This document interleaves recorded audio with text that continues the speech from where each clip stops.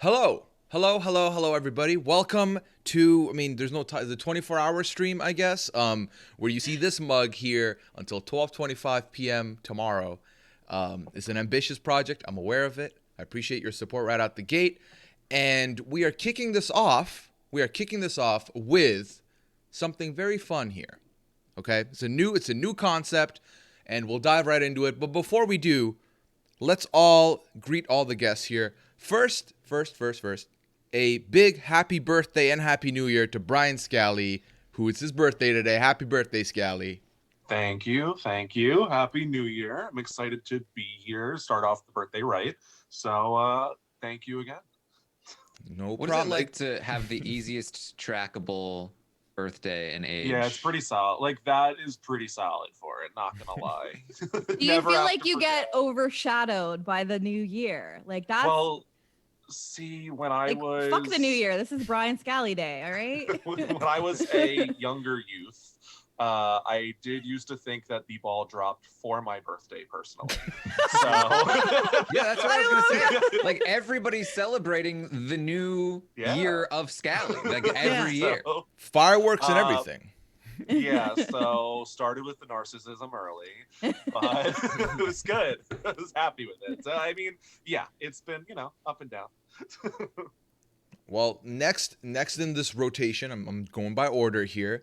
We've got the man who has the most fun Twitter, I would say, Twitter commentary that I know of. I mean, there's a lot of good Twitter presence here, let's be real. But it's our boy Aman. Aman, how you doing today?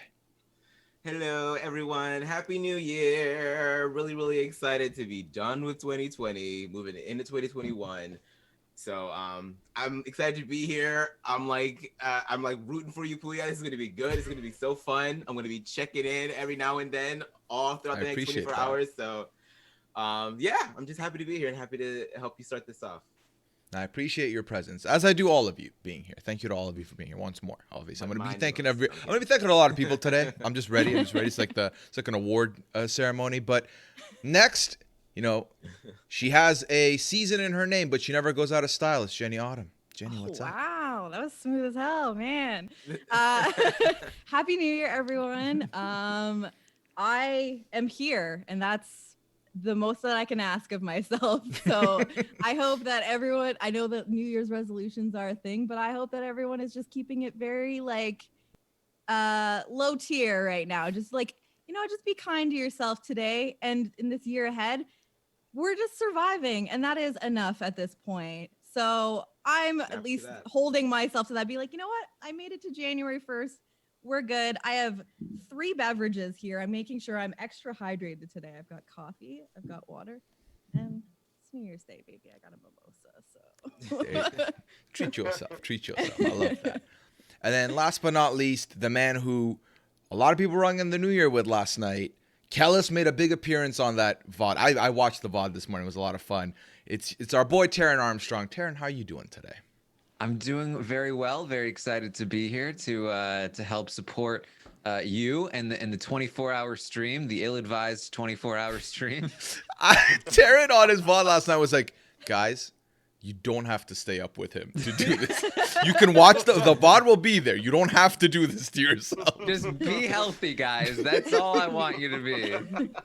Puya has decided to kill himself via 24-hour stream. You don't have to. Yeah, I jumped into the Patreon cast with Rob yesterday just to talk to him a little bit. And he's like, so you're doing 100 nuggets at, okay. And he's like, so when you die, do we do the 90 Day Fiancé podcast on Monday or no? I was like, Rob, keep it going without me. Pass the baton. No, but honestly, everyone's support is going to help me get there. So I appreciate y'all. So now let's talk about what we're doing today.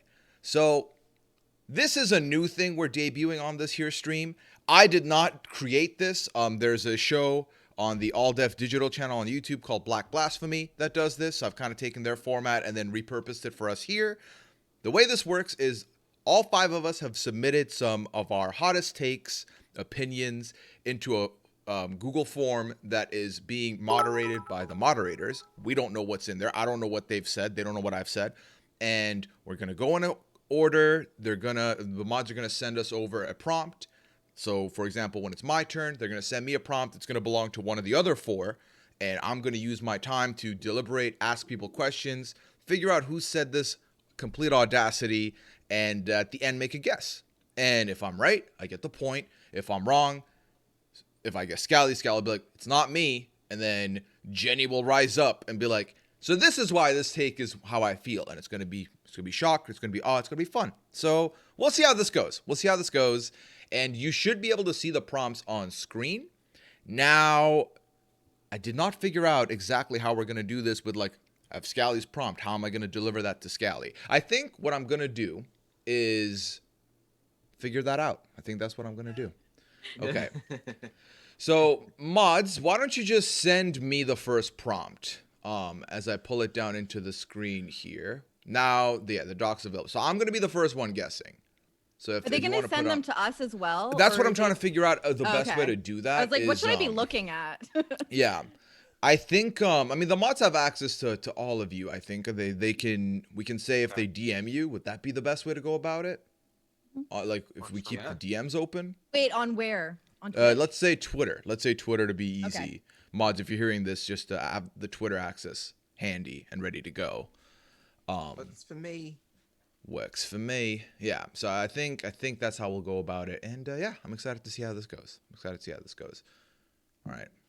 I tried to make mine hard to guess. Yeah. I tried to veil mine as well. I guess I also tried that, but I left off some takes that I was like, this is too obviously not like me, so I can't. I'm expecting to do poorly in this. I had a lot. I was like, I'm on. Like, come on, this just sounds like you. Switch it up, bitch. Like it was. Yeah, I ended up submitting mine. My worry was like, well, I don't want to phrase it in a way that gives it away that this is a sentence I would type out. Right. So I ended up trying to like keep it neutral. So yeah. Okay, there we go. See, the real trick is to try and phrase it in a way that somebody else would phrase it. Yeah. True. Well, and I didn't know. I didn't know who else was gonna be here. All right, so it looks like Aman, they've overridden my request, and you're gonna be the first one doing a guess. Okay. So okay. So guessing is you. While we figure out how they're gonna pass these prompts over, but your prompt, someone submitted, dogs are overrated. I thought it said drugs are overrated. I was like, which drugs? A lot to unpack here.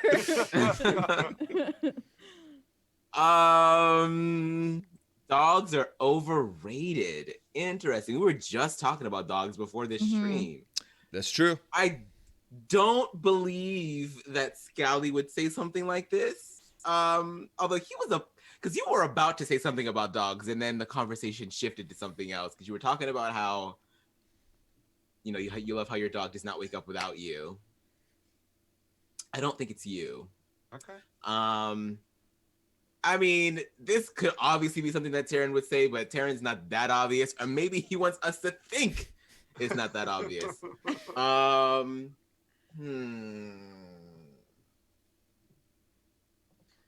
I don't know. What is your relationship with animals like, Puya? Do you neutral? Have a spirit animal of your own? I have a spirit Do we get to animal. do like question and answer? Like, oh yeah, for I'm sure. like, yeah. okay, cool.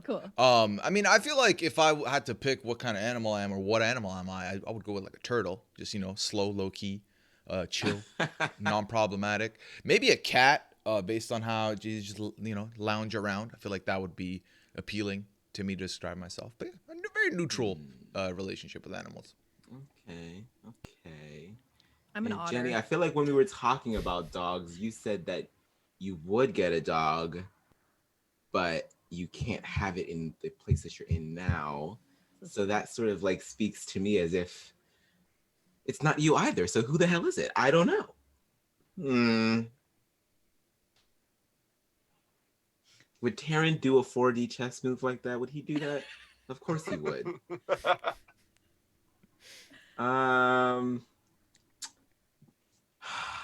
This is really hard. I don't know. Okay. I am gonna go with Puya on this one. I think it might be Puya. Final answer? Locking it in. You damn right it's me. Yo, dogs are fine. They're fine. Listen, they're fine.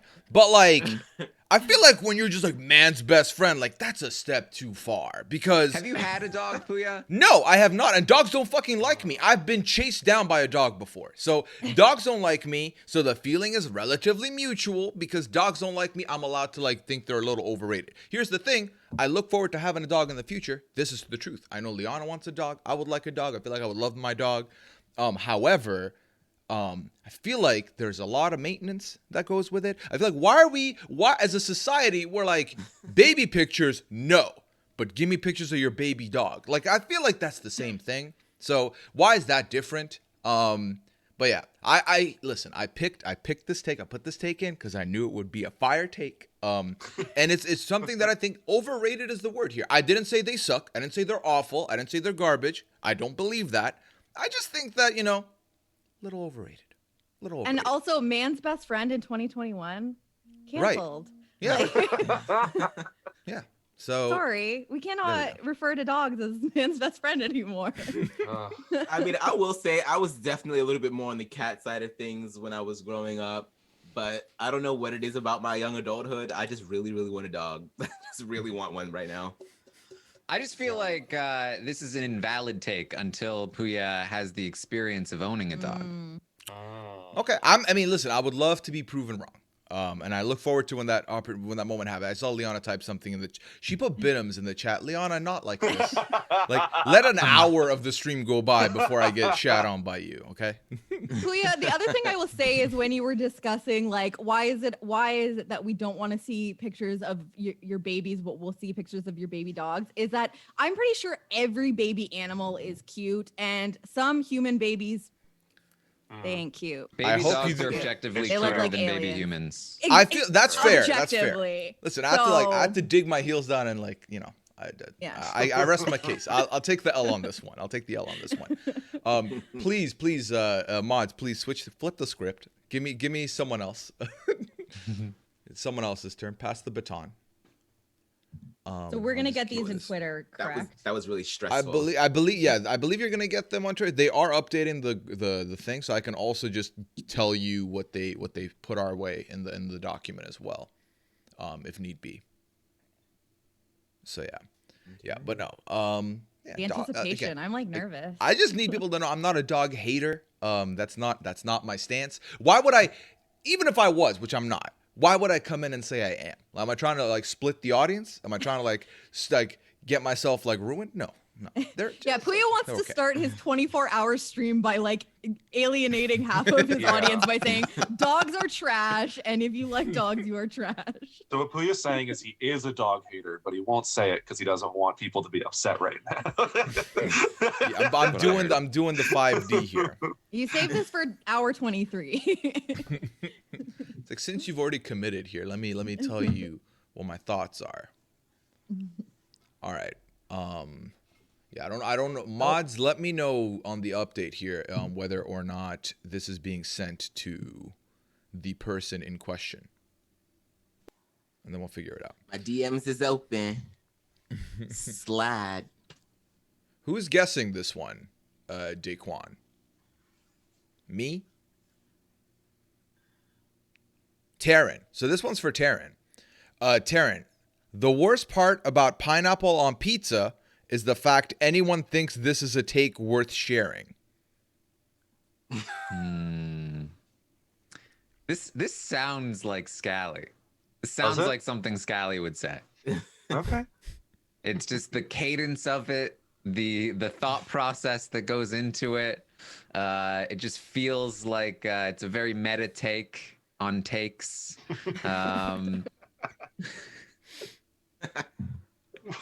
I feel like we just did a Puya. Are we gonna do 2 Puyas in a row? I don't know.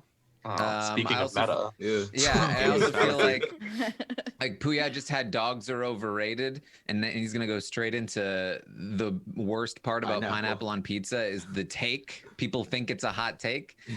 When Puya's hot take was dogs are overrated. So I'm crossing Puya off the list.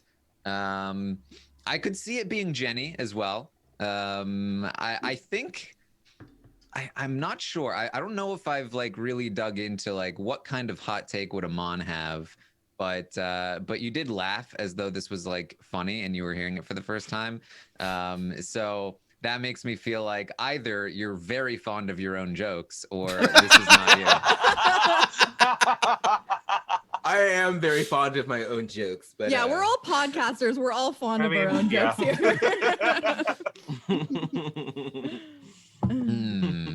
So I'm between Scally and Jenny here. I guess I should ask some questions. Scally, what's your favorite kind of pizza? Ooh, buffalo chicken. It's the move. Interesting. I don't think I've ever. Oh no, I have. Out the gate It's with so the buffalo good. chicken. good. Yeah, How about you, number Jenny? one. I don't have one favorite, but I do. What I go to lately is like the mild sausage crumble with mushrooms. Oh boy. All Yeah. right. Here's the important question. How do you feel about pineapple on pizza, Jenny? I'm neutral on. I know I like it. I actually went through a Hawaiian pizza phase, like in my early 20s. That was like my go-to pizza.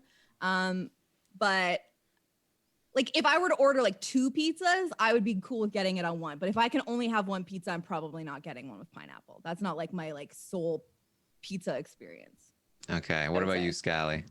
If we're ordering a pizza, I'm probably going to argue against it. But if it were to be the last slice of pizza and I really want a slice of pizza, I'm going to eat it. So that's probably about how I feel. Okay. All right. All right. My instinct was Scally. I feel like Jenny likes pineapple pizza too much. And I could see it like I like pineapple pizza. So the worst part about it is people thinking it's a hot take to not like it. But I feel like this is more like an ambivalence, more like I don't really love it's not good. But the worst part about it is the takes. And that's a Scally take right there. Final answer? Final answer. It's not me. No!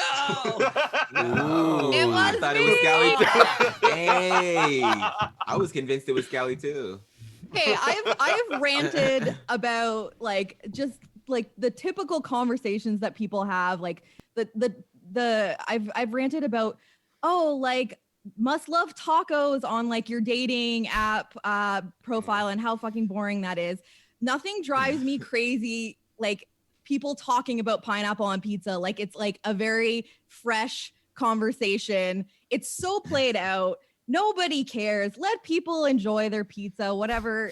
Like, and I don't even feel that strongly about it, but I feel very, very strong about people having conversations about it. So that I wanted to make us have a conversation about it. Very smart, Jenny. I hate talking about it, so I'm going to make us talk about it. Taryn, we talked about pizzas on the tier list. To remind me, what was your stance on Hawaiian/pineapple on pizza? Did we talk about that? We talked about that. I mean, I'm not fond of it. I don't think the flavors match very well, but I wouldn't say that I'm a like, how dare you kind of person. Yeah, Try yeah. it with a hot pepper. Pineapple and like the sweetness with like spicy, that hits. That The sounds like banana it's good, peppers on it or whatever. Yeah. Ooh, yeah. Just That's good. I love me a banana pepper. Oh, that's so good. Yeah. Anyway. Wait, Aman, what's your favorite pizza type? I guess because I want to know what we will like ask everybody at this point. I'm really basic, I know, but listen, bear in mind, I was not allowed to have pork or beef or any kind of like red meat outside of like chicken and fish and turkey when I was growing up. So I never had pepperoni. So now that like I've been an adult and been allowed to have pepperoni, it's pepperoni. It's just so good, and I've been robbed of it for so many years. So it's pepperoni. It's a classic. I mean, you can't. It's I'm so not good. mad at a pepperoni ever. I'm always like, this is. There's this really good. If you ever go to Atlantic City, one of those beach cities in New Jersey has this really, really good pizza shack on the boardwalk. It is like the best. The grease ratio on that pizza is just like immaculate. It's so good. It's so savory. I want some now. And Taryn, Yeah, it's all about the pepperoni. yeah, it's a good choice. Yes. I'm not mad at that choice ever. Yes. All right, so next person, mods, hit us up. Let us know. Yeah, for me, I feel like pepperoni's always been there, and I've never been mad at it. But then I've I've become accustomed to going with the custom order, and that for me is pepperoni, black olives, and mushrooms. I feel like that's kind of the combo I fuck with. I got a DM. Does that mean I'm next again? I also got one. Ooh. Oh, Or are we kind of just going, are you choosing the order? I got one as well. All right, now fight. Oh, so they're saying the doc is updated. I just got to keep refreshing this thing. Okay, Jenny, it's your turn. I'm next. Yeah. Okay. All right. The take is New Year's sucks. It's exactly what it says. New Year's sucks. New Year's sucks. So I'm assuming now I have questions like, is it New Year's Eve? I'm assuming New Year's Eve because New Year's instead of New Year's Day. I don't know. I'm trying to like figure it. I would assume that it's New Year's Eve because that's the one that people actually like really celebrate. Mm-hmm. Okay. I feel like this isn't the spiciest take I've ever heard, but I also don't think that. Okay, we were talking about our New Year's Eve last night. How is everyone feeling? I feel like any of you could say this. I feel like this is a really hard one. Now, Amon said that he was writing his in a way that it didn't sound like him.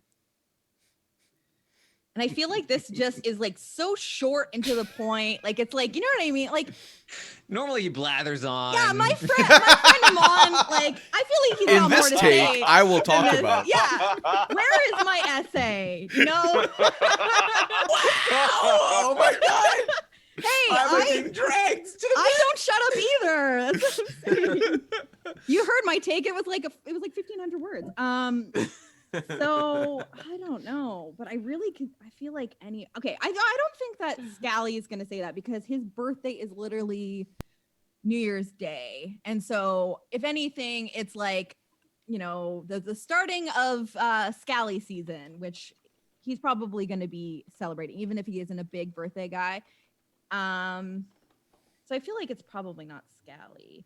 I feel like this stacks up with like the same level of take as like the dogs are overrated. So I feel like it could be just in terms of like how this, like, it's just 3 words. Like, it's just dogs are overrated. New Year sucks. So like, if I'm looking at like the way that the takes were submitted, I could see it being Puya just with like, you know what I'm saying? You guys feel me? Taryn. I mean, I could see Taryn just not being like, but I can't see Taryn saying something sucks. You know what I mean? It's not a Taryn word, right? Yeah, like I feel that's like fair. that's not in his vernacular. You know what I mean? He's like way more positive than that. I feel like I can't just see him being like, this sucks. So I'm gonna double back to where I started, and I think I'm gonna say this was Amon. Final answer. Final answer. It is not me. Oh no! It's me. It's your birthday. How is this yours? Because first of all, the standard takes of like overpriced drinks, crowded bars, whatever. Fair. The fact that it is my birthday, I'm someone who has a lot of different friends in a lot of different groups, and everyone has plans, so I cannot get anyone together. Relatable. It is just like, and then everyone is hungover on my actual birthday, so I'm not seeing them then.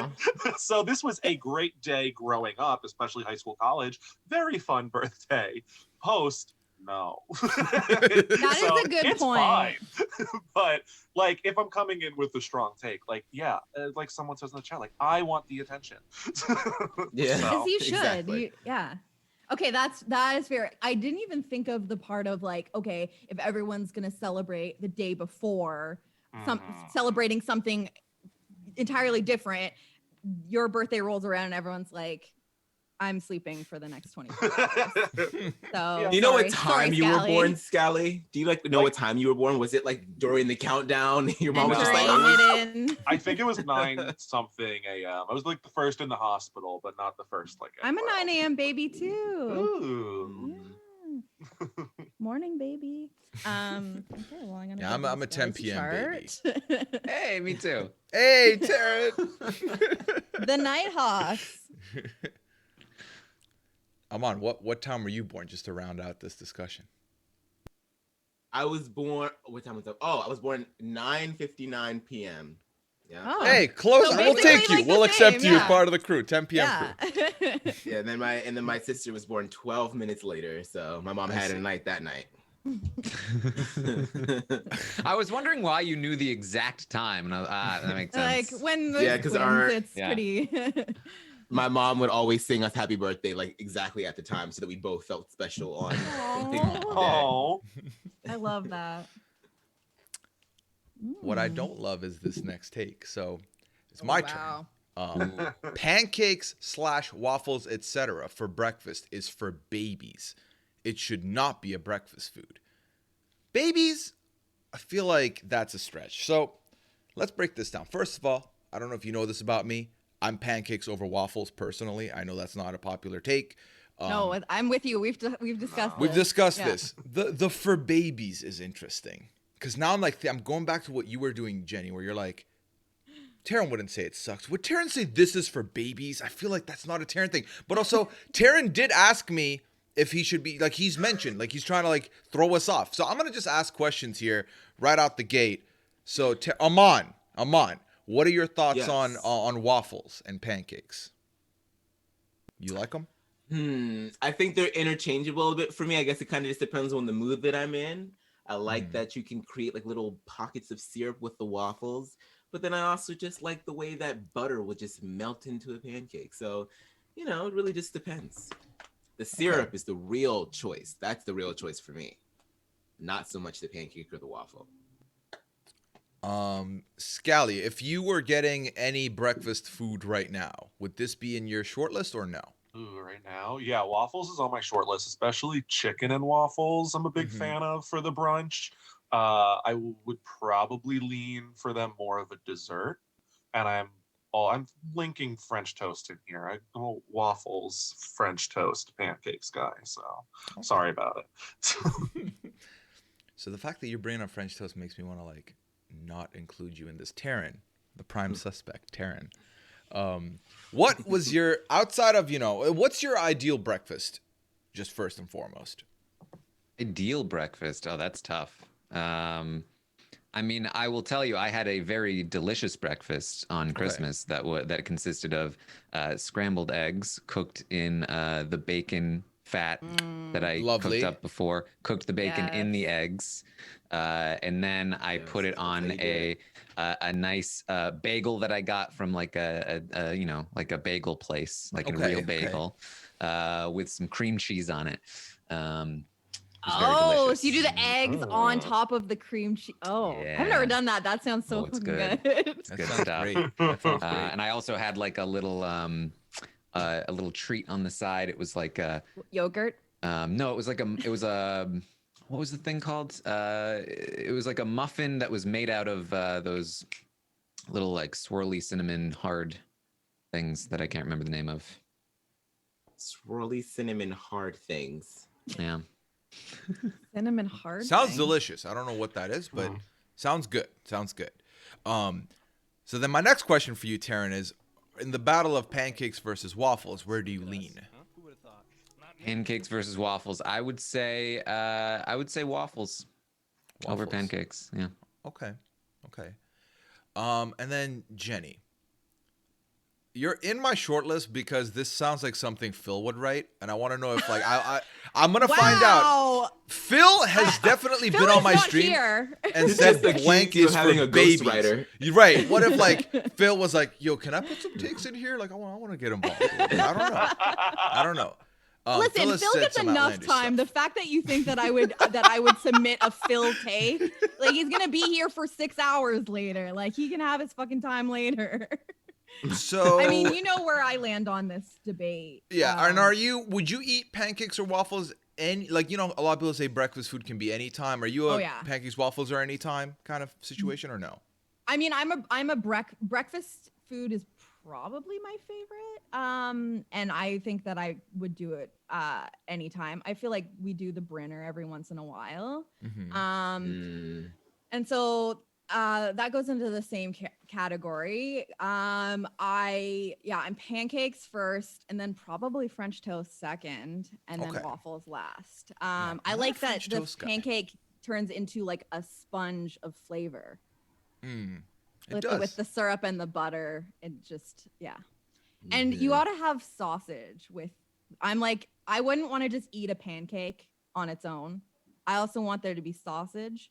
Like, is this sausages. like sausage wrapped around in pancake, or is no, it like no, just on the side, just like breakfast sausage links, it's like a and pancake then burrito. But then I put syrup on the sausages as well. Okay, damn. Yeah. And these are just regular sausage, or is it like maple sausage? Like, I have gotten the maple ones, but the regular breakfast sausage does just fine because then you get the maple flavor from the syrup anyway. Okay, so I've been around the world now. Don't speak the language. You get what I'm saying. I feel like as far as this guest goes, I can't help myself. I feel like there's no way we get two of these and both of them are something Taryn wouldn't say. One of them's got to be Taryn. I'm going to lock in Taryn. If I'm wrong, I'm wrong. But Taryn, was this you? This was not me. Who was this? Stand up. Stand up. It was me. I knew it. Phil, did Phil write this for you? Why'd you write for babies? Why'd you write for babies? Oh my God. Because, okay, first of all, I think this is a case of when you like live with your partner, you spend all your time together. I think sometimes like each other's like language you end up starting to like. So I think that I'm maybe saying things are for babies more than I have in the past. But this is my take. Okay, here. And everyone, please don't attack me, all right? I know this is very it's not like you said you hate dogs. You'll be fine. I also didn't say I don't like these things. I very right. clearly do like these things. However, I think that the fact that they became considered a breakfast food is kind of trash. And I think, and it's for babies because it's like, whoa, like when kids are little, they don't want to eat anything. Like all they want to do is eat like sugar and nuggets and fries. Yeah. And so it's like, oh, I gotta, my kid needs to eat something. Here's a fucking waffle, child, with some sugar juice on it. And then it like teaches the kid that this is a breakfast food. I think that these things are all delicious, but I think that they skew dessert. And I mean, that's fair. No one should be eating hella sugar for breakfast anyways. I hear that. Not that I'm like a queen of health, like I'm a disaster, but I do think that eating that for breakfast, especially on a regular basis, is for babies, and that only babies are doing that. I feel completely hoodwinked. I agree with that. So far, we're about to make a full rotation. I think Amon's the only one that's gotten a correct one in. No, someone get? Yeah. Okay. Yeah. All right. Well, the next one, Scally, the next one's your turn. Boy. All right. We have TV talk shows are obsolete and should be canceled. Podcasts far exceed them in quality. All right. Do you feel like this could come from anywhere? Which is kind of the problem. Let's see. If I'm leaning anywhere right now, maybe Amon? Amon, what is your favorite TV talk show? My favorite TV talk show. I'm a really big fan of Jimmy Kimmel. I like what he does. I watch The View from time to time with Whoopi Goldberg and all those women. We're talking just strictly TV, right? Yeah, sure. I think that's pretty much it. Like, I don't really watch a lot of talk shows. Okay. Jenny, you big on talk shows? I'm not. No. I definitely. When I was younger, my memory of talk shows is from like when I still lived with my parents. And like I stayed home sick. Like I was like watching The Price is Right, Maury Povich. you know, like Not Maury Povich. that's what I think of when I think of talk shows. I think of the daytime ones, the trashy ones from the 90s.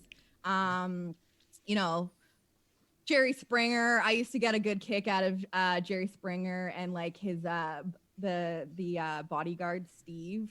Okay, the bald yeah, I body. know You know Steve. what I'm talking about? know And Steve. then, He like, ended up having his own show, Yeah, he didn't got he? his own show. Oh, really? Yeah. Yeah. Yeah, which is so- very similar. I've never been a big nighttime talk show person.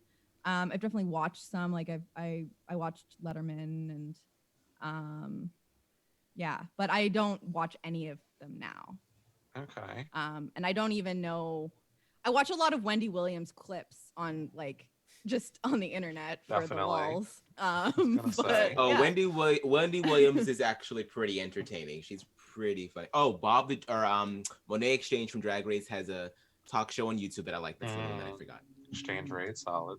I love that someone in the Exchange chat rate, really literally knows like this Steve guy's name, Steve Wilkos, apparently.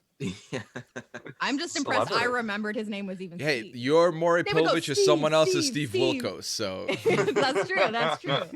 All right. Taryn, did you ever watch talk shows growing up? Yeah, I was a big Craig Ferguson fan.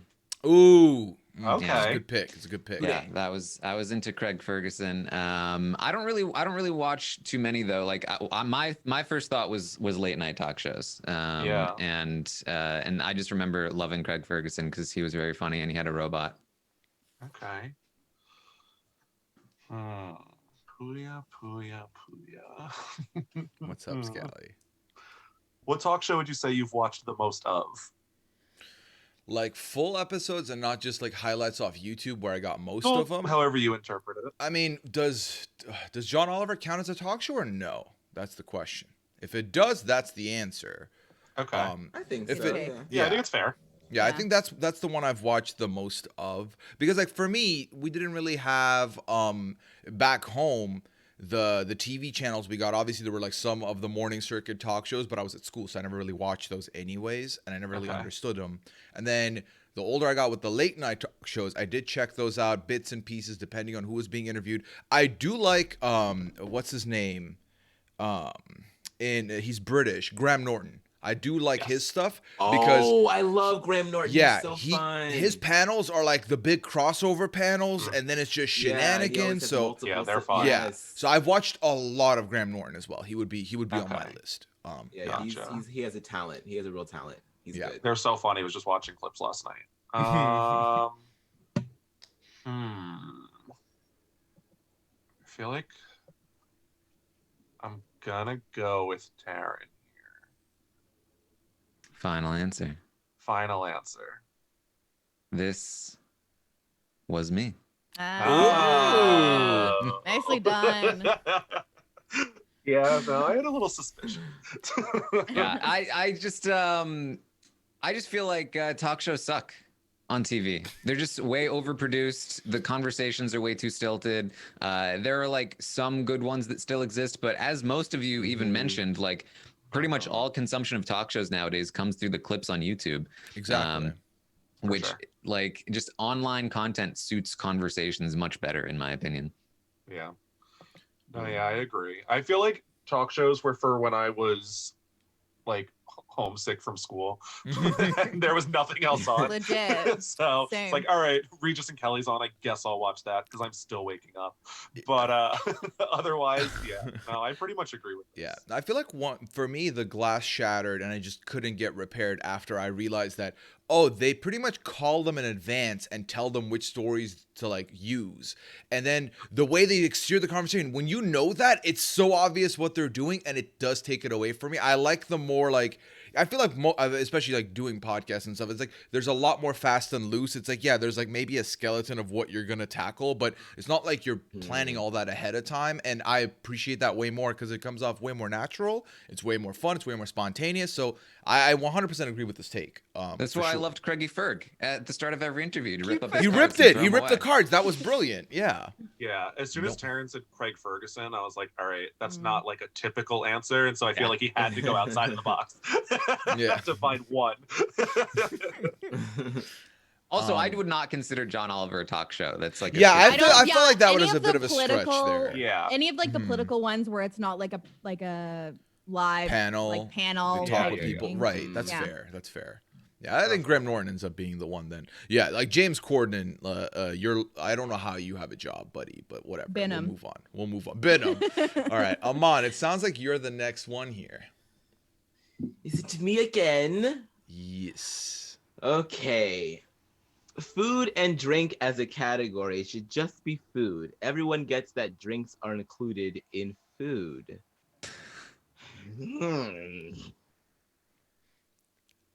Wow. I feel like I can like taste the contempt in this hot take.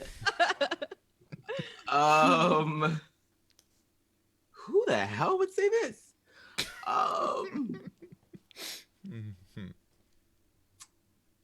I have no idea.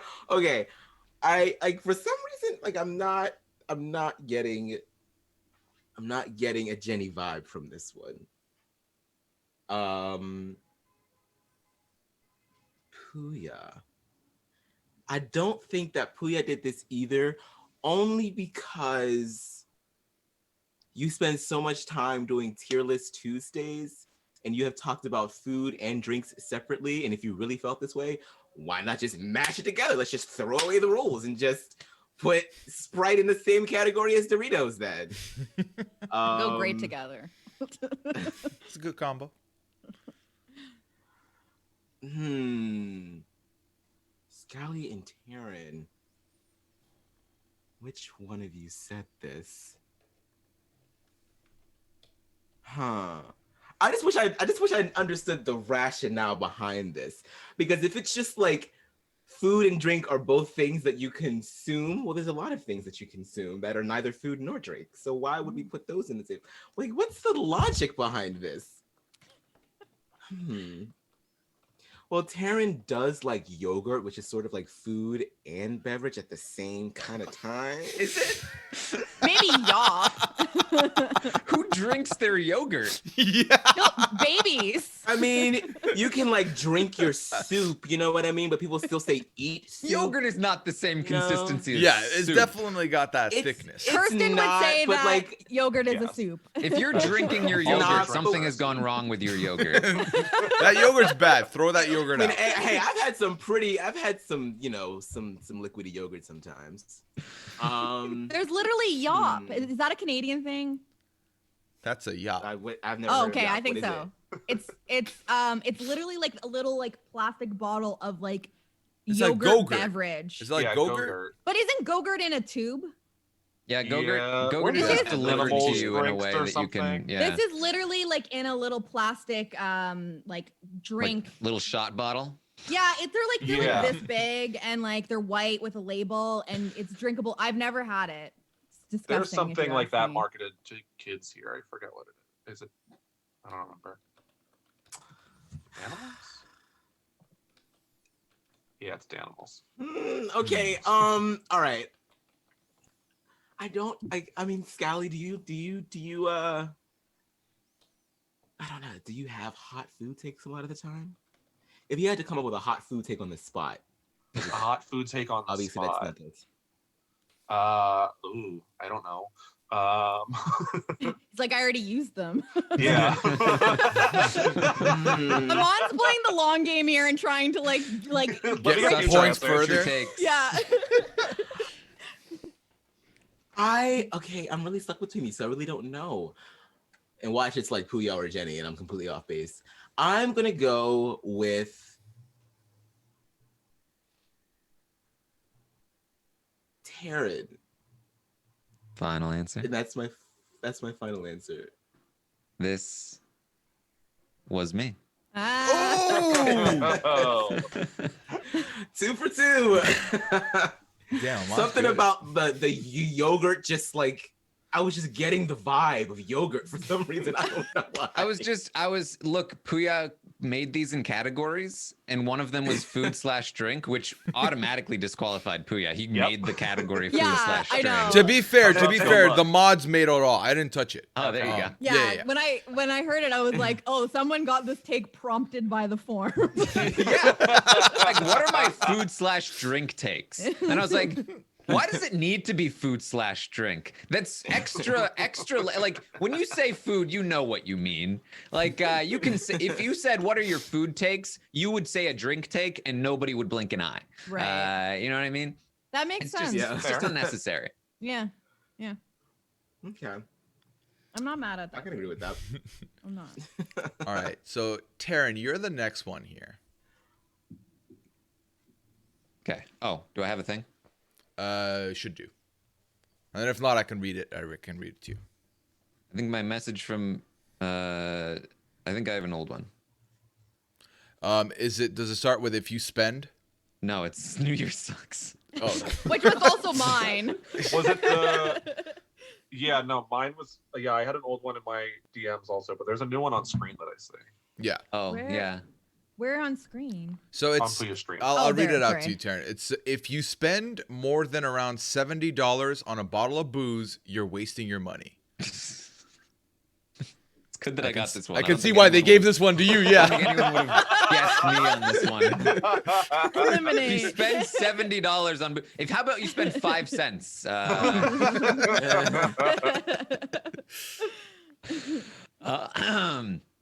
All right. Spend $70 on booze. That's a lot of money. I mean, here's the thing. I don't really know how much booze costs. But 70 seems like a lot, especially for one bottle. Like, that's a very high bar to clear. Well, also, what's the size of bottle? Right? I don't know.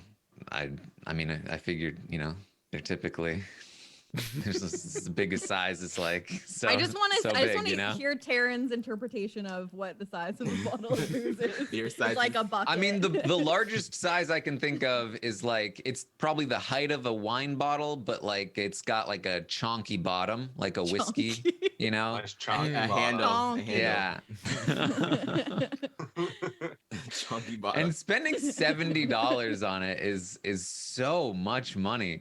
I like spending $50 on one bottle of something would seem like so much money to me. Let me think here. Have we even gotten an Amon take yet? I don't remember. Amon, have we? Am I allowed to answer that? I mean, we've revealed who the We takes belong revealed. to. Yeah, and yeah, ask.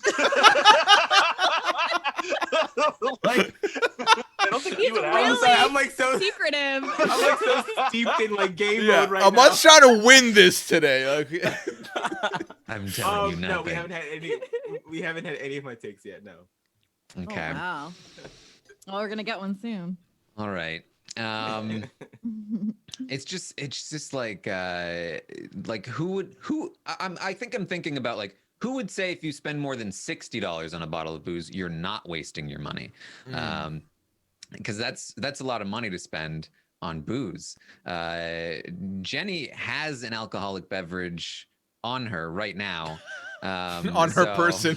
On my person. Taryn, you sound like a cop right now. There's some association going on. Someone in the chat did say if this is a $70 Canadian, it's $50 US. Does that change your thought process? It was 50.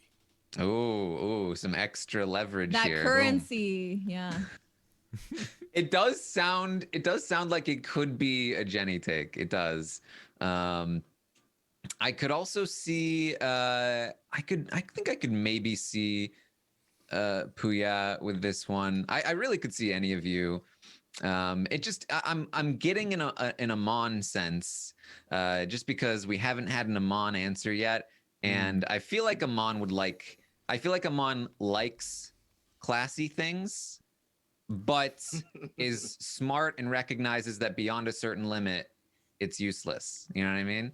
I feel like this is potentially the right zone for Amon. So I'm not sure. I'm a little bit like what kinds of questions are we allowed to ask? Like how close can we get? Like if I asked Jenny, how much do you typically spend on That's fair booze? game. That's fair game to ask. And I'm assuming people can lie. So you're literally asking me that? Oh, wait, that was another question I had. Can you lie in response to these questions? I mean, I feel like yes, like it's up to you to say what you want to say. I would say like for example, with the are you like are dogs? What did I say? Dogs are overrated. Like I couldn't be like, I love dogs. I like literally hug dogs every day. Like that. I wouldn't like go that far, but I would like be like somewhat ambiguous with my answering. Yeah, I feel like that's what I've been trying to do. Like be honest, but as ambiguous as possible. Yeah. Okay, Right. so are you asking me that question, Yes. Taryn?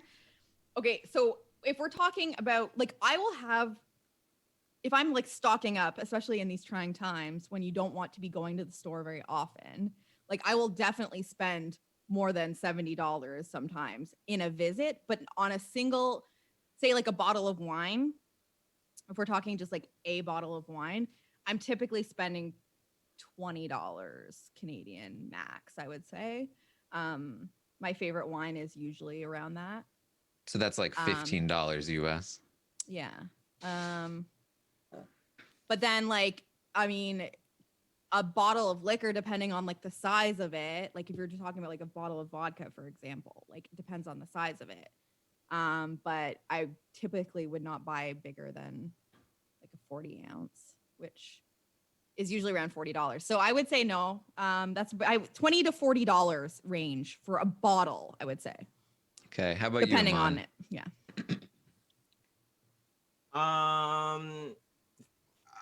I've always like I'm gonna be honest, I really have always sort of been like alcohol is hugely overpriced. When people start talking about like aged barrels of Woodford Reserve or whatever, this whiskey was in this cellar for this amount of time, I'm like, I don't give a shit, it all tastes the same to me. So like I agree with this take.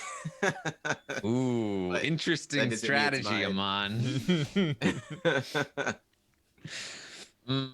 See, I was suspecting Aman in part because he seemed evasive, and then he went full front into it. Now he's got me off kilter. How about you, Puya? How much would you spend? Not a lot. I actually like very similar to Yoman. When I hear, I don't need the descriptions. I know what I'm signing up for when I'm getting alcohol. I know what it's going to do, and whether it's $10 or like $100, I know it's going to give me the same effect. So I tend to be more economic with my spending there as well. All right, Scally, what about you? So even if I'm going for a large, like a handle, the large chunky bottom. Chunky bottom's my favorite thing that's happened so far. Chunky bottom, especially from Taryn. It's so good. Yeah. That's still gonna only be like a $30-something bottle, and that's gonna last you a long time. So 70 is not where I'm looking to spend my money. All right. I'm also just thinking like you're wasting your money. Wasting, we're looking at the verbs here. We're looking at like the word usage. Wasting does sound like a scally word, but I'm not feeling scally. I don't know. I feel my instinct is on Aman. I'm getting a vibe from him, and I'm hoping it's a right vibe. So Aman is my pick. Final answer. Final answer. It's not me. Oh. Who is it? Hi, it's my take. Oh. Yeah. So I honestly was no gonna idea. put this down at like 40, and then I was like, that seems maybe a little too low, so I pushed it up. I genuinely have this because like I'm not a whiskey guy. I need the only time where I might splurge like this is if I'm getting it for someone as a gift. As a sign of like, because for me, I'm not lying, right? I feel like there's no point where I'm like, ooh, this shot tasted great. Like that's not gonna happen to me. I make the same face every time I have a shot, whether it's $80 or 20. It's the same. As far as wines go, I'm not good. My taste buds don't do that. Like I can't be like, that hint of 1866 dirt. No, that's not a thing for me. It's all the same. Old dirt. 2000, give me 2015, give me like 2000. It's gonna taste the same to me. So like, I don't buy expensive wine. And yeah, I mean, I'm relatively simplistic too. I don't really break the bank because it doesn't take me much to end up being in that good level of like vibe. So I'll get a couple seltzers. I'll get maybe a bottle of something, and I'm good. I'm chilling. So I don't need it. I don't need all that. So I mean, haven't they done like studies where like wine experts can't tell the difference between like high-end wines and cheap ones? Like the Coke test. Yeah, something like that. The Coke Pepsi test. Yeah. That doesn't surprise me. Puya, what's your like? So say you're going to the store to get a bottle of wine. Yeah. Are you just? Do you have a like strategy, or are you? Because like I know people that are like, this bottle looks nice. It's red or it's white, or do you have like a type of wine that you go for? No, I'm the former. I look at it and I'm like, I want red wine. I don't even know the differences. I know that I've been getting Cabernet Sauvignon for so long that I just know that that's something I'll enjoy. Right. So I'll just get that, but the brand don't matter. Sometimes the bottle looks good. The name is interesting. I remember for the premiere of Survivor Game Changers, I found a red wine that said Game Changer on it, and I'm like, done. So I just bought that for the name. But no, that's really where I'm at. That's really where I'm at with it. For me, it doesn't matter. The price tag doesn't really make that big of an impact. I remember the liquor store by my place, the LCBO, they had a basket where they had like these, I guess they were like kind of like their bargain bin, where it was like, these are the wines that were part of a package that are the prices have been cut down. So they were fancier looking bottles. I was like, I can get these for gifts. I would always go there to get a gift, and that was like $30. And I was like, that's fine with me. So yeah, that doesn't matter to me that much. Really doesn't. I used to buy this wine that came. It was like always out in the like during the holidays, and the bottle is a shape of a cat. And they had like different. Actually, I kept the bottles. Do you want to see? Yes. The wine is trash. But the bottles are really cute, and then I saved them as decoration. I mean, it's like $12 wine. It's really, really bad. And I think it's a Canadian thing. I'm curious to look it up and if it's available. My sister would want that, I know. Yeah, it does sound like the Skull vodka, the vodka in that Skull bottle that everyone was getting in freshman year. I was like, come on. Oh. So that's so funny. Yeah. That does not look like a beverage bottle. That looks like a pipe for something else. It looks like a trophy. It does look like a trophy too, yeah. The trophy for wasted money on bad wine for the bottle. I have and the nominees are. Yeah, the nominees are me, this one. I have a red one and a gold one, and I just have it like on this little shelf above my sink because that's so funny. I am a classy lady and I use empty wine bottles as decoration. Gotta do it. Yeah, that would like make a nice vase or vase. Yeah, it actually would. I think I've seen people use it for that. Actually, my tattoo artist had the same bottle in her studio, and I think she had like a single rose in it. Like so classy up here in Canada, guys. You know? Well, Jenny, you're up next. Oh, I am? Yes. How exciting. What is it the score so far? I'm on to everyone else 0. I got one. No, Scally got it. I got one. Oh yes, there you go. My bad. Ooh, candles and wine bottles is good too. Okay. I don't have the take yet. So your take is. Oh, okay. I can see it on the screen. I'll just get it on. Okay. So nice is a bad compliment. I must say, I don't disagree with this take, first of all. I think that the context and the tone is also important. Nice is a bad compliment. This is so like baseline that it's like real. I'm getting like such hard ones. I feel like they're just like New Year sucks. Like takes that I don't disagree with, and I'm getting. I feel like the shorter the take, the harder it is to decipher for sure. It really is. I need I need the context clues and like the sentence format. But who okay, this makes me think this is someone who gets called nice as a compliment a lot, because I feel like they wouldn't feel, what is that? It's a crow. Sorry. Got distracted. I'm pretty sure I have undiagnosed ADHD. Okay. I'm like, it's like it was like a crow with like a piece of bread hanging out of its mouth on a roof across the street, and I was like, what is that? I thought it was like a hawk, but it was just the bread hanging out of its mouth. Looked like so I feel like if someone is having this take, it comes from somewhere. You know what I mean? Like they feel like they get this a lot and they're like, this isn't a nice compliment. Like say something more substantial than this. 69.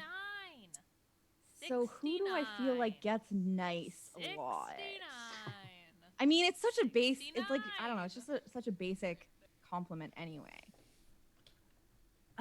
We haven't had a take from Amon, which is like, I'm using my bias of the fact that we haven't had an Amon take. This is like doing a Scantron. You're like, I haven't hit C in a while. It has to be C. Eventually. Literally, Yeah. which is Yep. a strategy I've had.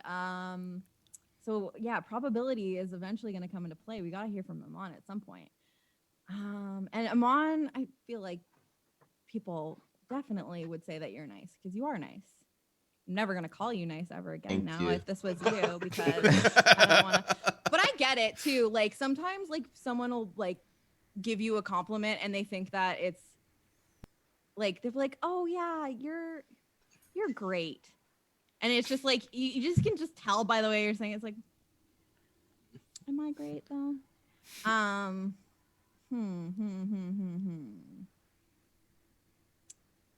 Yeah. Nice is a bad compliment. What do you, okay, Scally, what word do you feel like you get in a compliment most? Ooh, I don't know. Like, it's one of those things where it's like, oh, if your friends had to describe you in 3 words, like, what is that one word that commonly Yeah, I comes up? really don't know. I'm asking you all this question. Yeah, so no, we're gonna go around the horn on this one.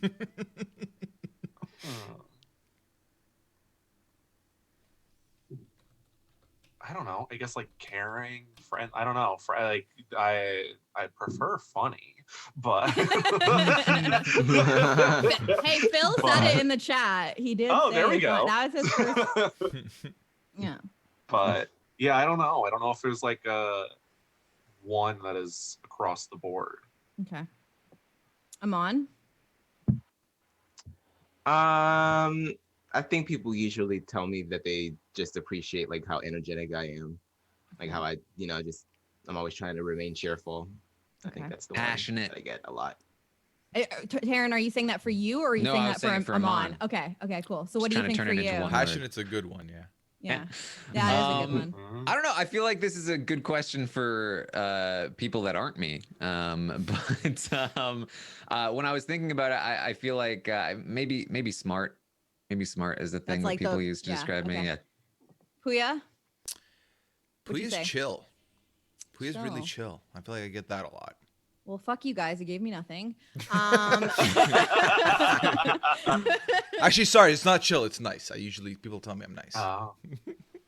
You are nice. Thank you. I mean, or fuck you. I'm depending telling on you how we that feel every about day. this. No, Puya, you're nice. You're nice. I feel like I could definitely hear Puya giving this take, but I'm stuck on. I feel like I could hear anyone giving this take, and I'm stuck on the fact that we haven't gotten Amon. Oh man, I'm thinking too hard about this. I'm overthinking it.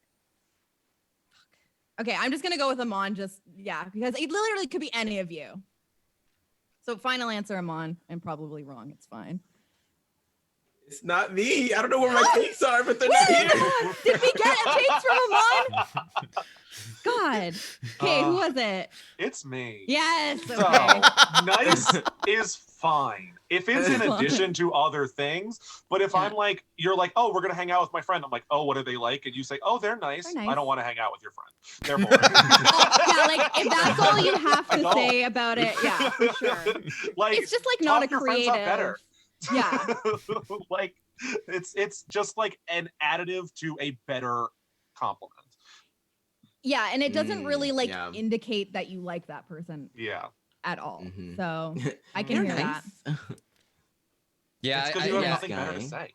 Yeah, I agree. I think it is context. Like when I heard this, I was Yeah. like, like it's good to be called nice, but when it's the only thing you have to say, Yeah. If it's not like, or it's not even like, they are really, really nice. Like if you're like emphasizing like they're just that person that is like so nice and they get along with everyone.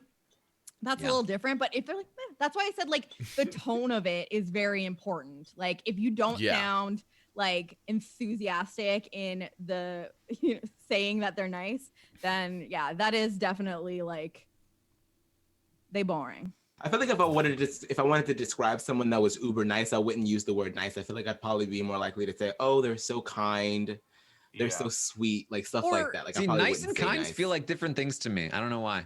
Same. Yeah. I feel like nice to me feels a little more surface level, whereas kind is more a descriptor of like who they are. You know what I mean? Same. Yeah, I definitely agree with that. It's more of like a personality where I feel like nice is more of an absence of anything else to say. Right. It's like a filler. It's a filler. Yep. It's like go to. Like, if you don't have anything nice to say, just say the word nice and you'll be fine. Anybody can be nice. Like Yeah. like the worst person in the world can be a nice person. You know what I mean? It's Yeah. just like the base level expected thing. Yeah. Is everybody should be nice. Yeah. Okay. And who's the next take for? I've been told that they're just gonna put the prompts on screen for us now. I'm the next one. Lovely stuff. So, oh my God. Okay, chocolate ice cream is actually disgusting and tastes nothing like chocolate. It tastes like a Tootsie Roll mixed with chalk. Okay, someone's in their feelings with this one. I don't know who this is. I don't know what brand of chocolate they're having. But. This is okay. So here's the thing. Here's the case, right? I feel like if I remember this correctly from the many Terran streams I've watched, Terran's not a chocolate guy. Period. You don't like chocolate, so I feel like I'm just gonna take you out of the equation because, of course, you wouldn't like chocolate ice cream. That would be weird of you to like. That would be ridiculous. Don't say that. Now you're making me put you back on the list with that. Now I'm like, you're like trying to like 3D chess me out here. Okay, so let's first of all, Scally, what's your favorite ice cream flavor? I would go cake batter, but of like the typicals, I'm going vanilla. Cake batter is so good. It is Vanilla. You're just regular vanilla. You rock with it. Yeah, out of like the standards, like if I'm going to a mom and pop ice cream shop and they don't have like crazy flavors, I'm going vanilla. Okay. Amon. I was about to say cookie dough, but then Scally reminded me of cake batter. It's so good, especially from Cold Stone. It's like eating a cake, but like cold and creamy and made of ice cream. Sounds like it's delivering on its name. It's true. So good. It's really good. Taryn, if not chocolate ice cream, what ice cream are you rocking with? Probably like a peanut butter, maybe. Okay. Peanut butter flavor. And Jenny? I am also like anytime peanut butter is involved, I am there. I don't get ice cream very much, but when we get, what is it called? Marble slab here. I don't know if that's a international. It was I think in it's Dubai. like, I think it's like Cold Stone, where they do like the mix in with it. Anyway. Yeah, the weird like What we're I gonna get- slice it open and then like mash it all together. And then yeah. Yeah, and then I'm very boring when I get, so like Phil will get something with like a bunch of shit in it. Like there'll be like cookie dough pieces and score and all of this stuff. And like I'll get, the ice cream is cheesecake ice cream. And then I get peanut butter sauce on it. And so it turns into this like peanut butter cheesecake type ice cream. It's fucking bomb. So yeah, anytime peanut butter is involved, I will get that. And then I'll maybe do, I used to really like pralines and cream. I don't know if that's Okay. but I don't like overly aggressive flavor ice cream. Like if the choice is vanilla or chocolate, I would probably go vanilla. That's me. I literally focus on those two flavors. So like this feels extra offensive to me. Of like, this is just such a weird. I feel like it's in the basis of a lot of the other like spin-offs of like the Rocky Roads and the Fudges, and like it's there, it's involved. So I don't know. Like, so like I'm gonna go back to the verbiage here. It's actually disgusting and tastes nothing like chocolate. It tastes like a Tootsie Roll mixed with chalk. Very specific. Very specific. Descriptive, eh? Yeah, and like I listen. I go Person's a back. poet. Yeah, I go back to welcome to my TED Talk. I've got a conversation here. I'm gonna roll out the PowerPoint, thread one of / whatever. This is sounding more like Aman the more I'm reading it. Okay, this is sounding more like Aman is a passionate man. We Taryn described him as such, and Aman would definitely stand on a take with 2 feet, and I feel like this is a 2 feet take if I've ever seen one. And like it's not coming from me, so I feel like if it's not me, it's Aman, if that makes sense. Let me just read one more time. Chocolate ice cream is actually disgusting and tastes nothing like chocolate. This is like someone who's offended that it doesn't taste like chocolate. It tastes like a Tootsie Roll mixed with chalk. I'm not a Tootsie Roll guy, so I feel you. If it's something that tastes like Tootsie Rolls to you, then you've been it for sure. What brand of ice cream do you rock with, Scally? Brand? Yeah. Are you loyal? If I'm going to the store, I'm not a huge ice cream guy in general, so I am willing to splurge for the one that I actually like, which is Haagen-Dazs. Okay, Haagen-Dazs. Aman? I don't think I'm loyal to any brand. I mean, I have ones that I frequent. I'm like Ben and Jerry's, obviously. Sometimes Baskin Robbins because they have like this really cool bubblegum flavor. Turkey Hill. What's the one with the bunny? Blue Bunny, Bluebell, whatever the hell that is. Yeah. So yeah, I have them all. Okay, Taryn. Ice cream brand? I wouldn't even know. You don't care? Yeah, I mean, I don't care, guys. So I get whatever. So that's a valid answer. And Jenny, last but not least. I also never actually buy ice cream. Like I'm not a person that has like a pint of it in the freezer basically ever. I think maybe once I bought like, I think it was a Haagen-Dazs coffee ice cream because I like coffee ice cream and. Okay. But I'm more like a go out for ice cream, like one serving at a time. I walk into an establishment kind of thing. Yeah, I don't keep it in the house. All right. And I'm picking this not based on the statistics of it all, but based on I feel stronger about the structure of the sentence. Aman, final decision. Final answer. Yes. It is me. Yes. Finally, I'm pissed. I'm like, it's eventually like the next person who gets one is gonna be Aman. So to talk to me about this chocolate ice cream hatred, what's going on? Chocolate ice cream has just never ever done it for me. Like I don't know what chemicals they are producing in the organic chemistry lab to simulate chocolate, or if they use actual chocolate for some of these flavors. It's just not. It's not good. Like I've rarely have I ever had a chocolate ice cream that actually resembles authentic chocolate. It always just tastes artificial to me. I just can't get past it. I don't like it. Like I have no problem with ice cream with chocolate in it. Like if I want chocolate on my ice cream, I'm going to get like chocolate syrup or like actual chocolate and mash it up and put it in there. But I'm not getting chocolate flavored ice cream. It's just it's not my gig. I feel like chocolate syrups are often also taste super fake to me, unless it's like a very high quality, so I agree with that as well, just because one, I'm not a big chocolate person in the first place. Wow, what is this panel is attacking me, man. Well, this panel is correct. Okay, so I like it's true. I get given chocolate all the time, and it literally makes my heart sad because I know that it's well intentioned. So I work at a university, so I work in a department, and at the holidays, all of the faculty will like get you stuff, and so they'll like give me like I'll get like so many boxes of chocolates, and I'm like, fuck, like what am I gonna do with this? Like, because one, I don't want to eat it all, and secondly, I don't even really like it that much. And then before Phil moved here, I was living alone. I was like, I'm not gonna eat all this myself. I don't even know who to give this to.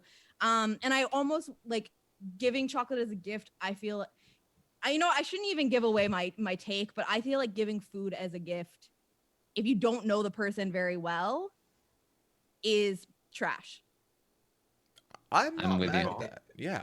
Yeah, I like You don't know somebody's preferences. You don't know their dietary restrictions, if any. Like outside of like a housewarming, are you ever gifting anyone food? People do it.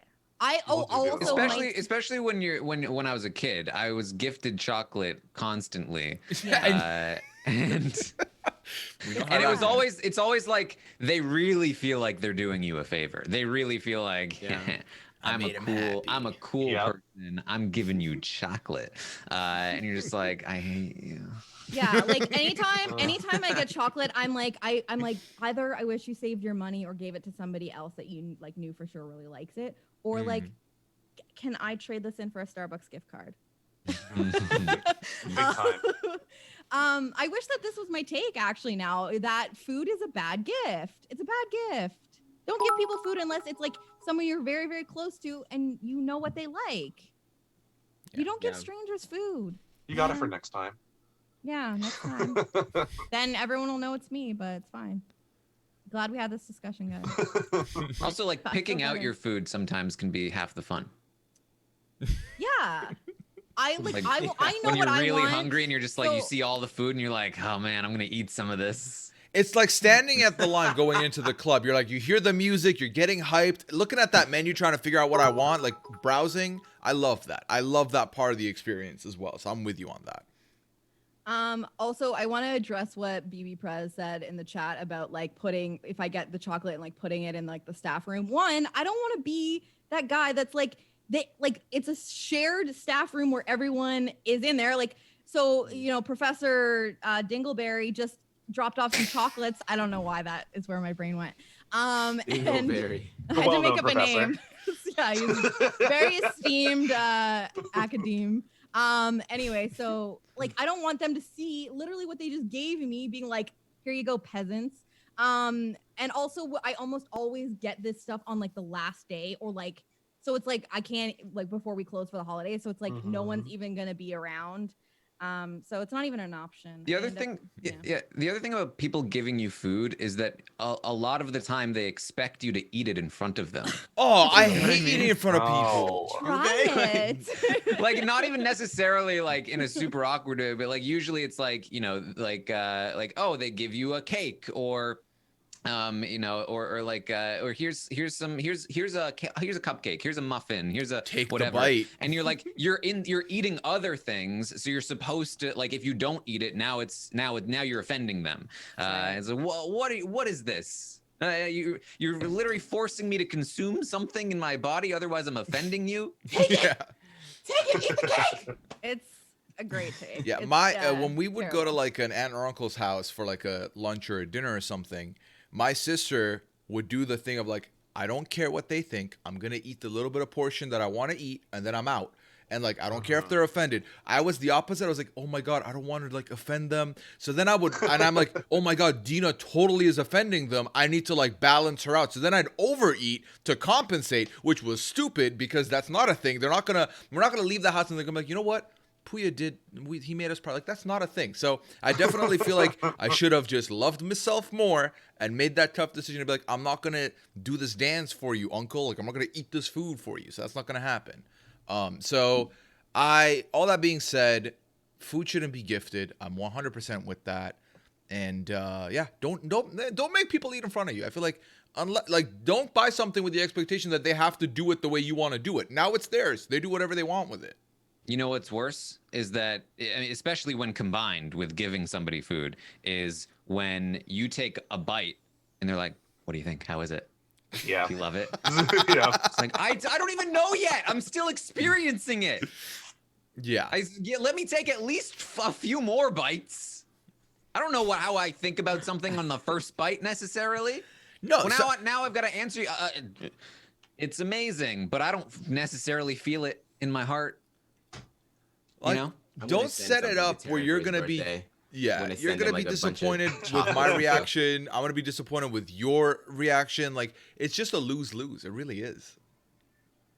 Oh, man. Yeah. Just let it come. If I want to be like, this is amazing, I'll do it. You don't have to prompt it. Yeah. Yeah. Like you'll know. You'll know. Yeah. All right, Scally, can you read your take or do you want me to read it? I can read it. Okay, I perfect. see. I don't think anyone truly has a favorite color. I think we just choose one as kids, and now we're forced to stick with it.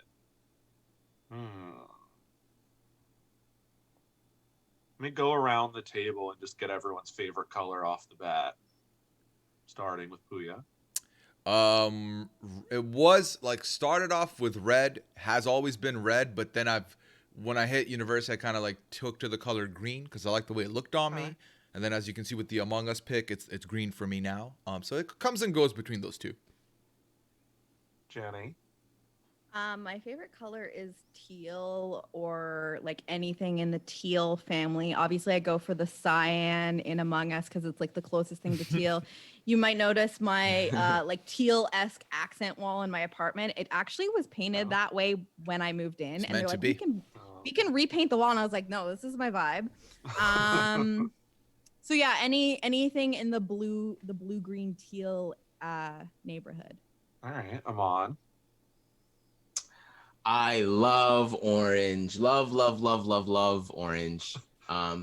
As I'm getting a little old, I'm starting to really get into my navy oats. Like something about navy blue is just really doing it for me now. So it might be changing, but my first love will always be orange. And Taryn. Guess. Blue. Here we go. Blue on everything. It's a good color. And I was definitely leaning, as soon as I saw this question, I was like, all right, who's throwing a fit if we have to change Among Us colors? So that's why this narrows it down pretty firmly on Taryn for me. And given that he's not even playing as blue in Among Us, I think I'm landing their final answer. Damn, it's quick. All right. Well, this was not me. Ooh. It really could have been, though. I fully agree. Yeah. And this is? This is me. Ooh. We're getting all the Amon takes now. Every single one. See, I debated switching over with the love. I was like, he's overcompensating. I got scared as soon as I did that. I was like, oh shit. Yep. I debated it. Yeah.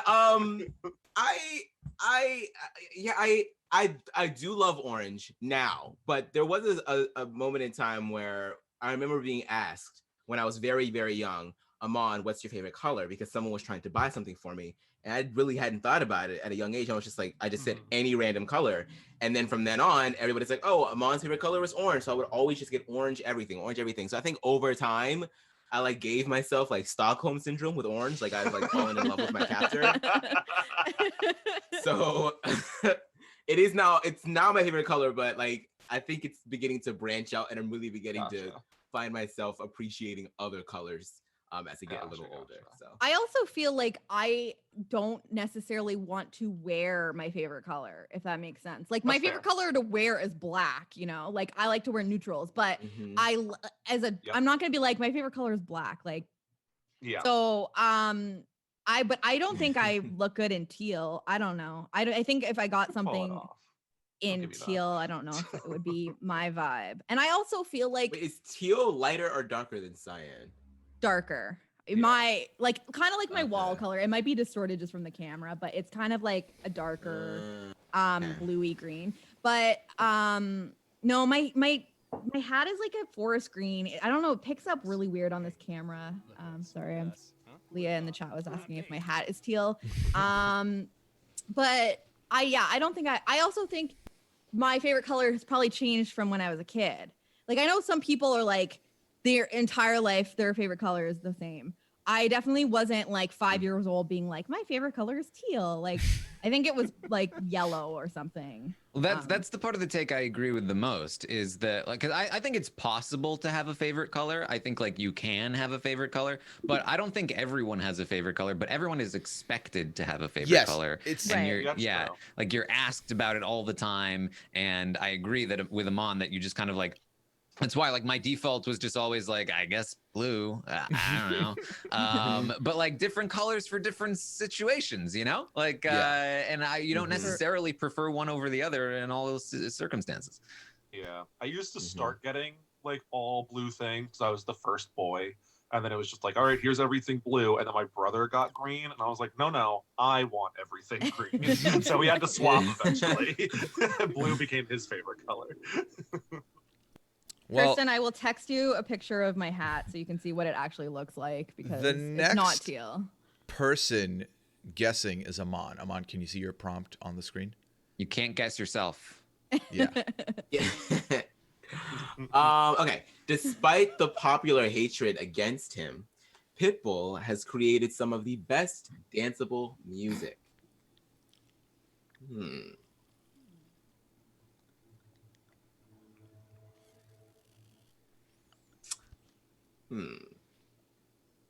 Okay, I don't think this is Taryn. I don't even know if Taryn knows who Pitbull is. Do you know who Pitbull is, Taryn? It's a rapper. Close enough. I'll give it. That's a generous. It's a wiki says Pitbull in parentheses rapper. Wow, exposed that you use the wiki to answer Stupid Wikipedia.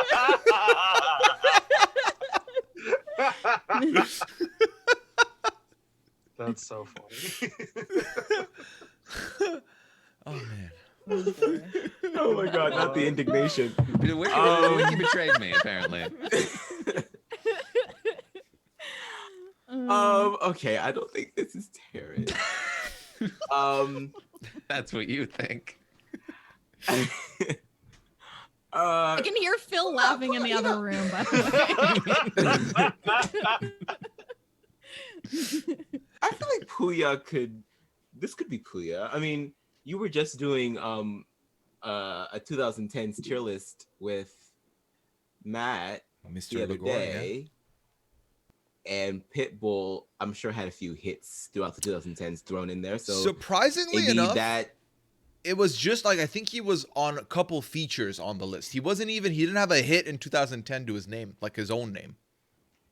Yeah. Really? Yeah. No, I mean, on that list specifically, like it was 50 songs on that specific playlist. He did not have his own track. Yeah. But I still wonder if having a conversation with him would have sparked this sort of take.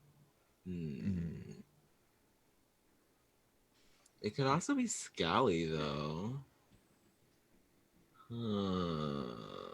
I'm dead at Josh Abbott saying Pitbull just raps about all of the places that he's going to have sex with your girlfriend. Now that's a rapper right there. I mean, hey. Good. That's just rap. I don't know. I mean, I don't know anything about Jenny's music taste. What kind of music do you like, Jenny? I like a little bit of everything. I was like definitely like an emo kid in like high school. Like listened to a lot of like alternative rock, emo, screamo, hardcore. And then I kind of like mellowed out a little bit into my 20s. I've always loved rap. Were you listening to the radio a lot? I'm not a big top 40 person. I listened to the radio when I was younger. Like, I'm totally gonna age myself, but like I definitely lived in the area where I would record, like as a child, record the radio on the I've done tape. that. I've done that on tape. Yeah. I'm old as dirt, guys. I'm old as that 1886 dirt that Puya doesn't like the taste of. Or can't tell the difference. Or can't tell the difference between, yeah. So now I would say like my main like genre that I go to is probably like alternative indie sphere. Yeah, like I would say like two of my favorite bands are like Arctic Monkeys and despite the popular hatred against him, Pitbull has created some of the best danceable music. I can hear Puya saying the word danceable. Danceable, Puya word for sure. Yeah, definitely. It's in my vocabulary. When people describe Puya in 3 words, one of them is danceable.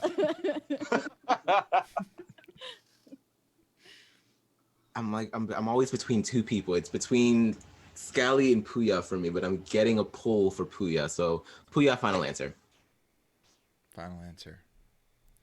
So when I was writing this take, I was like, I can't put banger because no one else would say banger but me. Let me change that to something that makes danceable. I can get away with that. Clearly not. No. So here's the thing.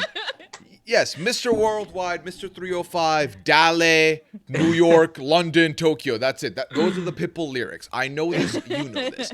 He's not well versed in the lyricism at all. But those instrumentals that he's using are usually fire and very danceable.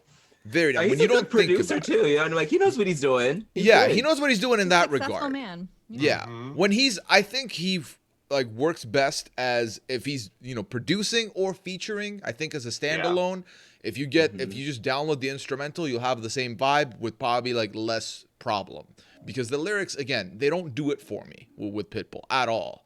And hey, listen, I'm one of the ones that dunks on Pitbull often because like it's Pitbull, but I can recognize that if I was at a club and the Pitbull song comes on, like I'm doing the danceable, like it's happening. So what's your favorite Pitbull track? Kulo. I do rock the Kulo with the Sean Paul remix on there. It's a good time. I don't even know that one. Yeah. All right. I'll take your word for it. Yeah. I like Fireball. Sounds like a banger. Fireball's a great one too. Yeah. I think like I just don't know the like titles of the song, but I'm sure that I've like heard it a million times. Wait, is Timber? Is that Timber? He's the feature. Is he the feature or is he the main in Timber? I feel like it doesn't matter. Is Timber on that?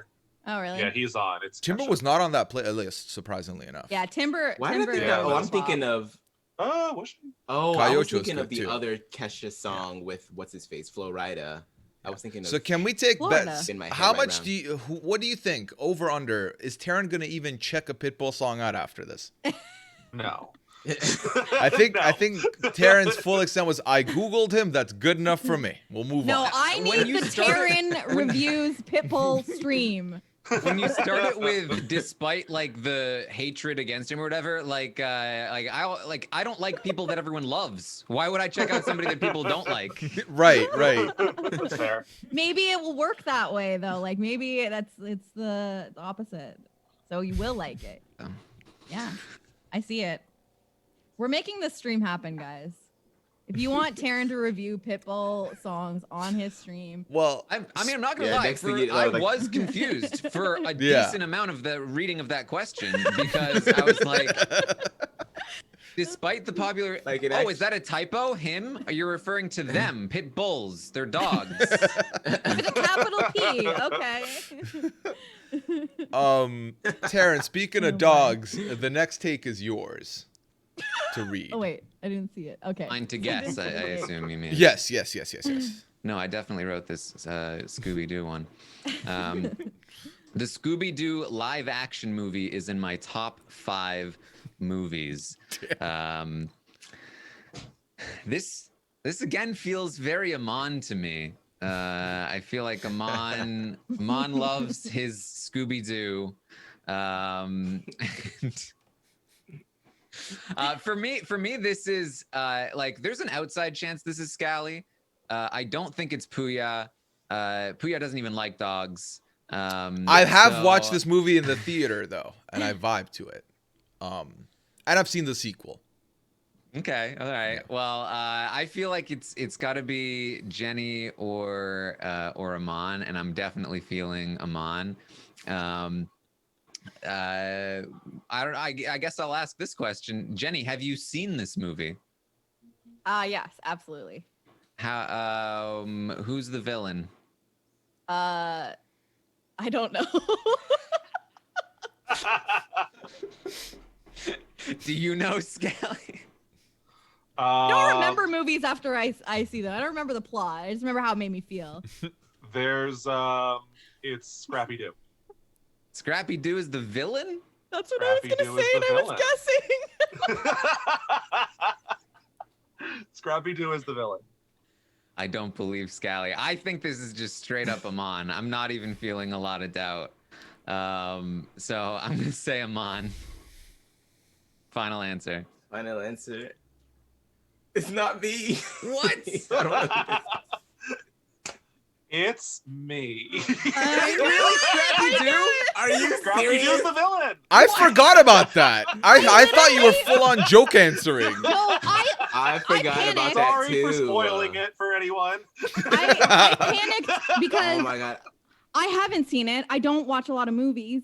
And I was like, well, I don't want to give this like away so easily to Tara. And I got to say I've seen it. And then he asked me the villain and my brain went, Scrappy-Doo? I know nothing about the Scooby-Doo franchise. I just know that there is a Scrappy-Doo. Some old And I dude literally was the gonna say villain. that. That's always a good answer. That's like if you had asked me, I would have. I like Scrappy-Doo is one of the only characters I know too. It That's not part of the sounds main. Like the most lying answer. I just, of course, my the God. question I asked. Unreal. I was like, Okay. dead giveaway. You clearly didn't see it. So so funny. when we were kids and had a DVD player in the car, everyone, because there's not that much space Baller. in like the console to keep many DVDs. So mine was the Scooby-Doo movie, and would watch it pretty much every single time I got to choose.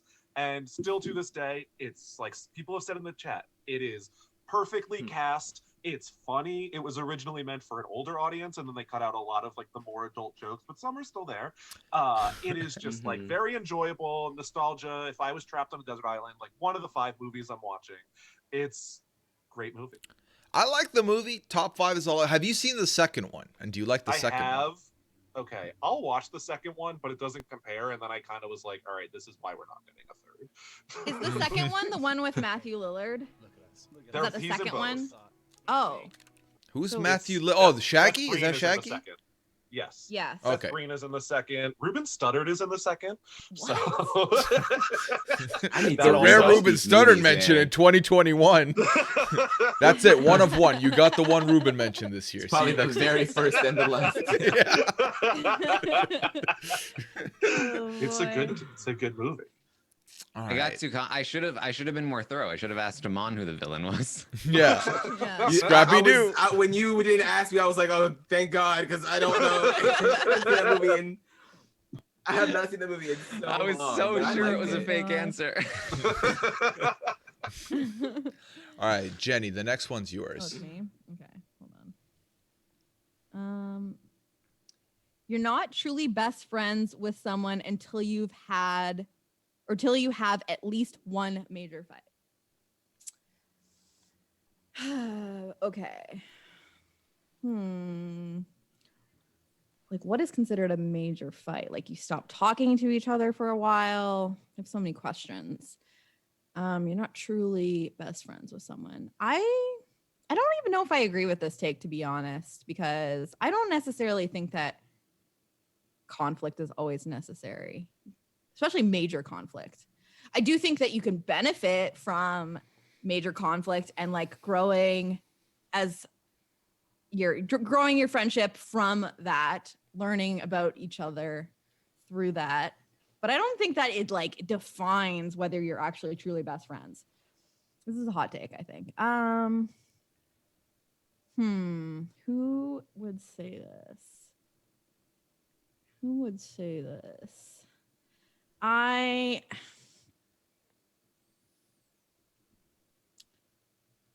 Amon, who is your best friend?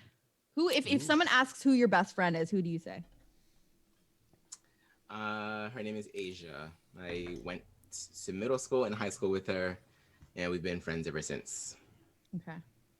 Have you had a major fight? Yeah, a few fights, yeah. Okay.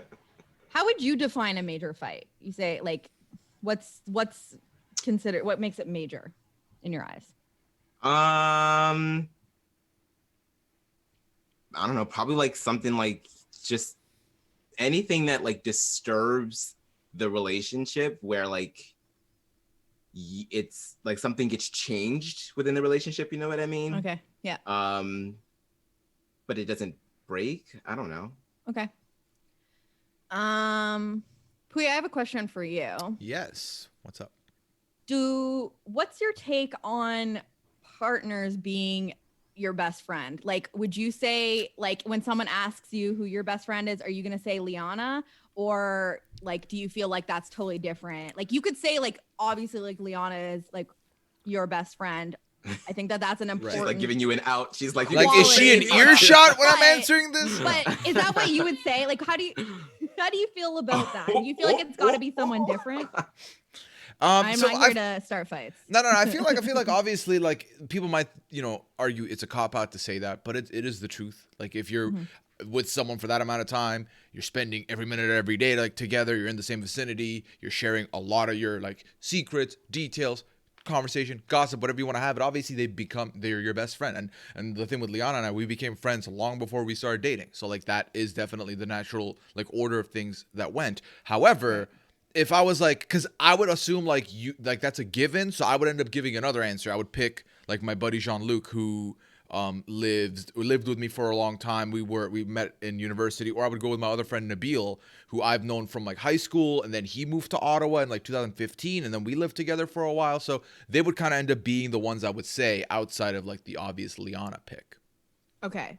Have you had conflict with Jean-Luc or Nabil? Conflict Jean-Luc from BB Can 8. No, surprisingly not. There's probably a lot of Jean-Lucs in Canada. With Nabil I have, with Jean-Luc I have. Obviously, like you can't be living with someone for over a year and not have some kind of disagreement that ends up being a problem. But I wouldn't say anything above like a major disagreement of like, nope, you're wrong, no, you're wrong.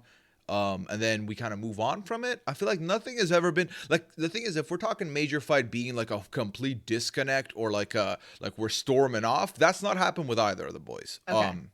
So there's not a major fight. No. Scally and Taryn, I don't feel like either of you are the kind of person that is like actively feeling like a big conflict is like necessary. I feel, I don't know though. Scally, have you had who's your best friend? What's your answer to this question? And have you had conflict? I know I'm really dragging this out. My dog, who haven't had a ton of conflict. But he's had conflict with Kuya, obviously.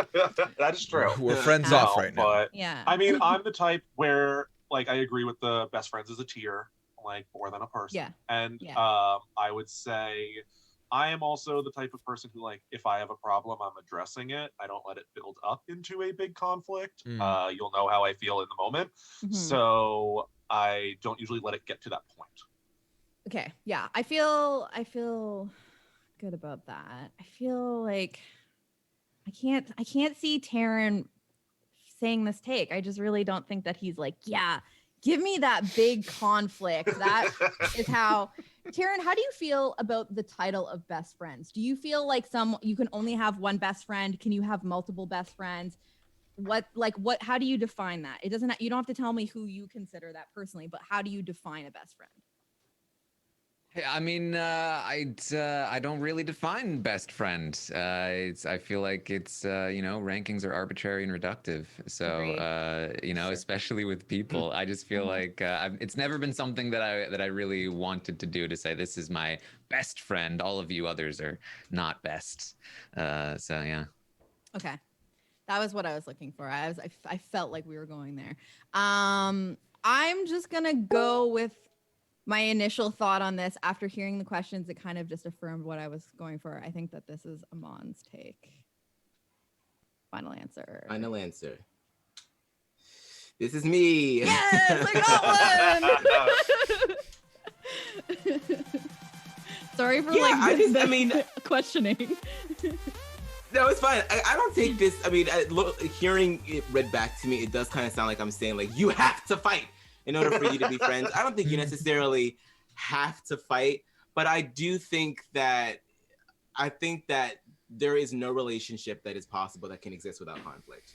I just feel like at the end of the day, you are always your own separate person, and you will come into conflict with other people. And I feel like the person that you spend the most amount of time with, that conflict will happen, and it's just all about what you do afterwards. So that's kind of where I was at with that. I definitely agree that like any relationship, like whether romantic or platonic, definitely, depending on how the conflict is resolved, between parties can grow stronger and like often will grow stronger after conflict. I just don't necessarily think that it's necessary. But Yeah, I don't think I like equate conflict with fights necessarily. Like I feel like you can get into conflict with somebody without getting into a fight with somebody. Right.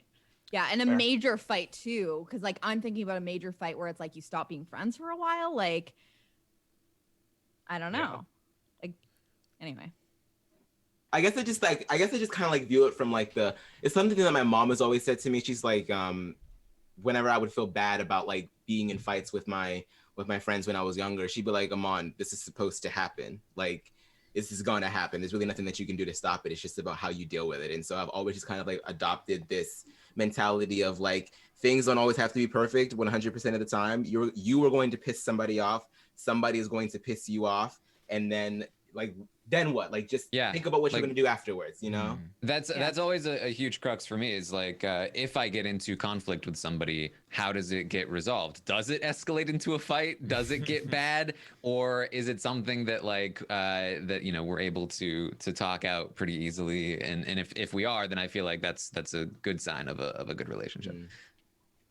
Yeah, I feel like for me, with conflict, it's one of the like I've definitely been in conflict with friends where I'm like, oh, you're definitely taking this like it's affecting you a lot worse than what I intended to be, because I just think this is a disagreement and we can talk through it, but they definitely see it as like some kind of a betrayal, so then that doesn't work well. But I do think, I mean, it's I feel like every relationship has conflict, and then depending on how they handle it, how you handle it, it's almost like an exit in the friendship of like, well, this is where we part ways. Like, we're just not going to be on the same page, and it's going to matter. So bye. Or you just keep going on that highway and like you move further along in your friendship if you pass it together and like with flying colors. So yeah. I just feel like there's got to be a bump somewhere. There's got to be a bump in the road. I feel like a relationship with like no friction, something's just off to me. Yeah. That's when you really know what's going on. Yeah. Also, while Jenny's on her way back here, shout out to Leo the Astroloic, who not only donated $50, but then gift subbed 5 subs. In the words of Saikuno, that's a whole lot of subs. Seriously, thank you so much. I appreciate you. Get your lesson 2s in for Leo. That's amazing. Thank you so much. All right. I will also say, in response to the like, is your partner your best friend? Like that's like answering like, what's the best breakfast food with, well, there's no best breakfast food. It's all subjective. Like, that's not the question that's being asked. Yeah. Yeah, I was gonna say like, oh, like if you were to get like engaged or something like that, like who is the person that you call first that isn't your family? Is like to make somebody answer that question and not use their partner. Yeah. Like it may be technically true, but it's not the point of the question. Yes. Right. Yeah. Right. Because I think that everyone feels like their partner. Well, maybe not everyone, but like I feel like everyone feels like their partner is their best friend to I think it would be a little bit weird if you didn't consider your partner to be your best friend. Yeah. I feel like, but I'm with you, Puya. Like Phil and I were definitely like friends and like very, very, very close friends before we were dating. So I do feel like where in other relationships I would say that my partner was my best friend, it feels different in this case because we literally were best friends before we I feel like either you're in a relationship where the friendship starts building as you started dating, or you were friends first, then you're dating. So it's like one of two. And then depending on which, I feel like if you've been dating first, you can definitely achieve that best friend level status. But I feel like with the other way, you achieve that way earlier into the relationship. So yeah. Okay. It is a fun way to start too. It is. I condone it. So yeah. All right. So I have, I'm getting like some weird takes, Steve. Okay. So I'm talking about people should have fun until they're 40 and then adopt a 10-year-old.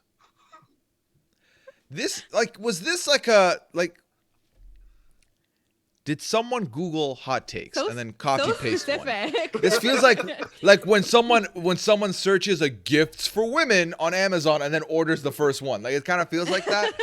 I just Gifts like for women. I have so many questions here. Like, okay, so adopt a 10-year-old because like life is no longer going to be fulfilling, or because hey, you've just been chilling for 40 years. Time to like do something adult. Like okay. Wait. People should have fun until they're 40 and then adopt a 10-year-old. Like, it just feels like you had me in the first half and then you skirted off like to the side and just casually adopt a 10-year-old. Like, why not adopt a 4-year-old, a 3-year-old? Is this like you're like a big brother kind of thing where it's like, oh, I'm taking you in as like on like every couple days a week, I'm like mentoring you. What? Okay. And not everyone has the facilities to do this. I feel like not everyone's well equipped to do this. Like, just because you're 40, like you get like the free.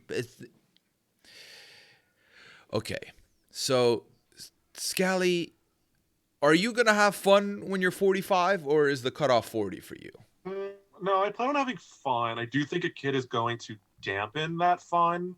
A lot more responsibility. So I see the logic in having fun longer than at least was typically the norm years ago.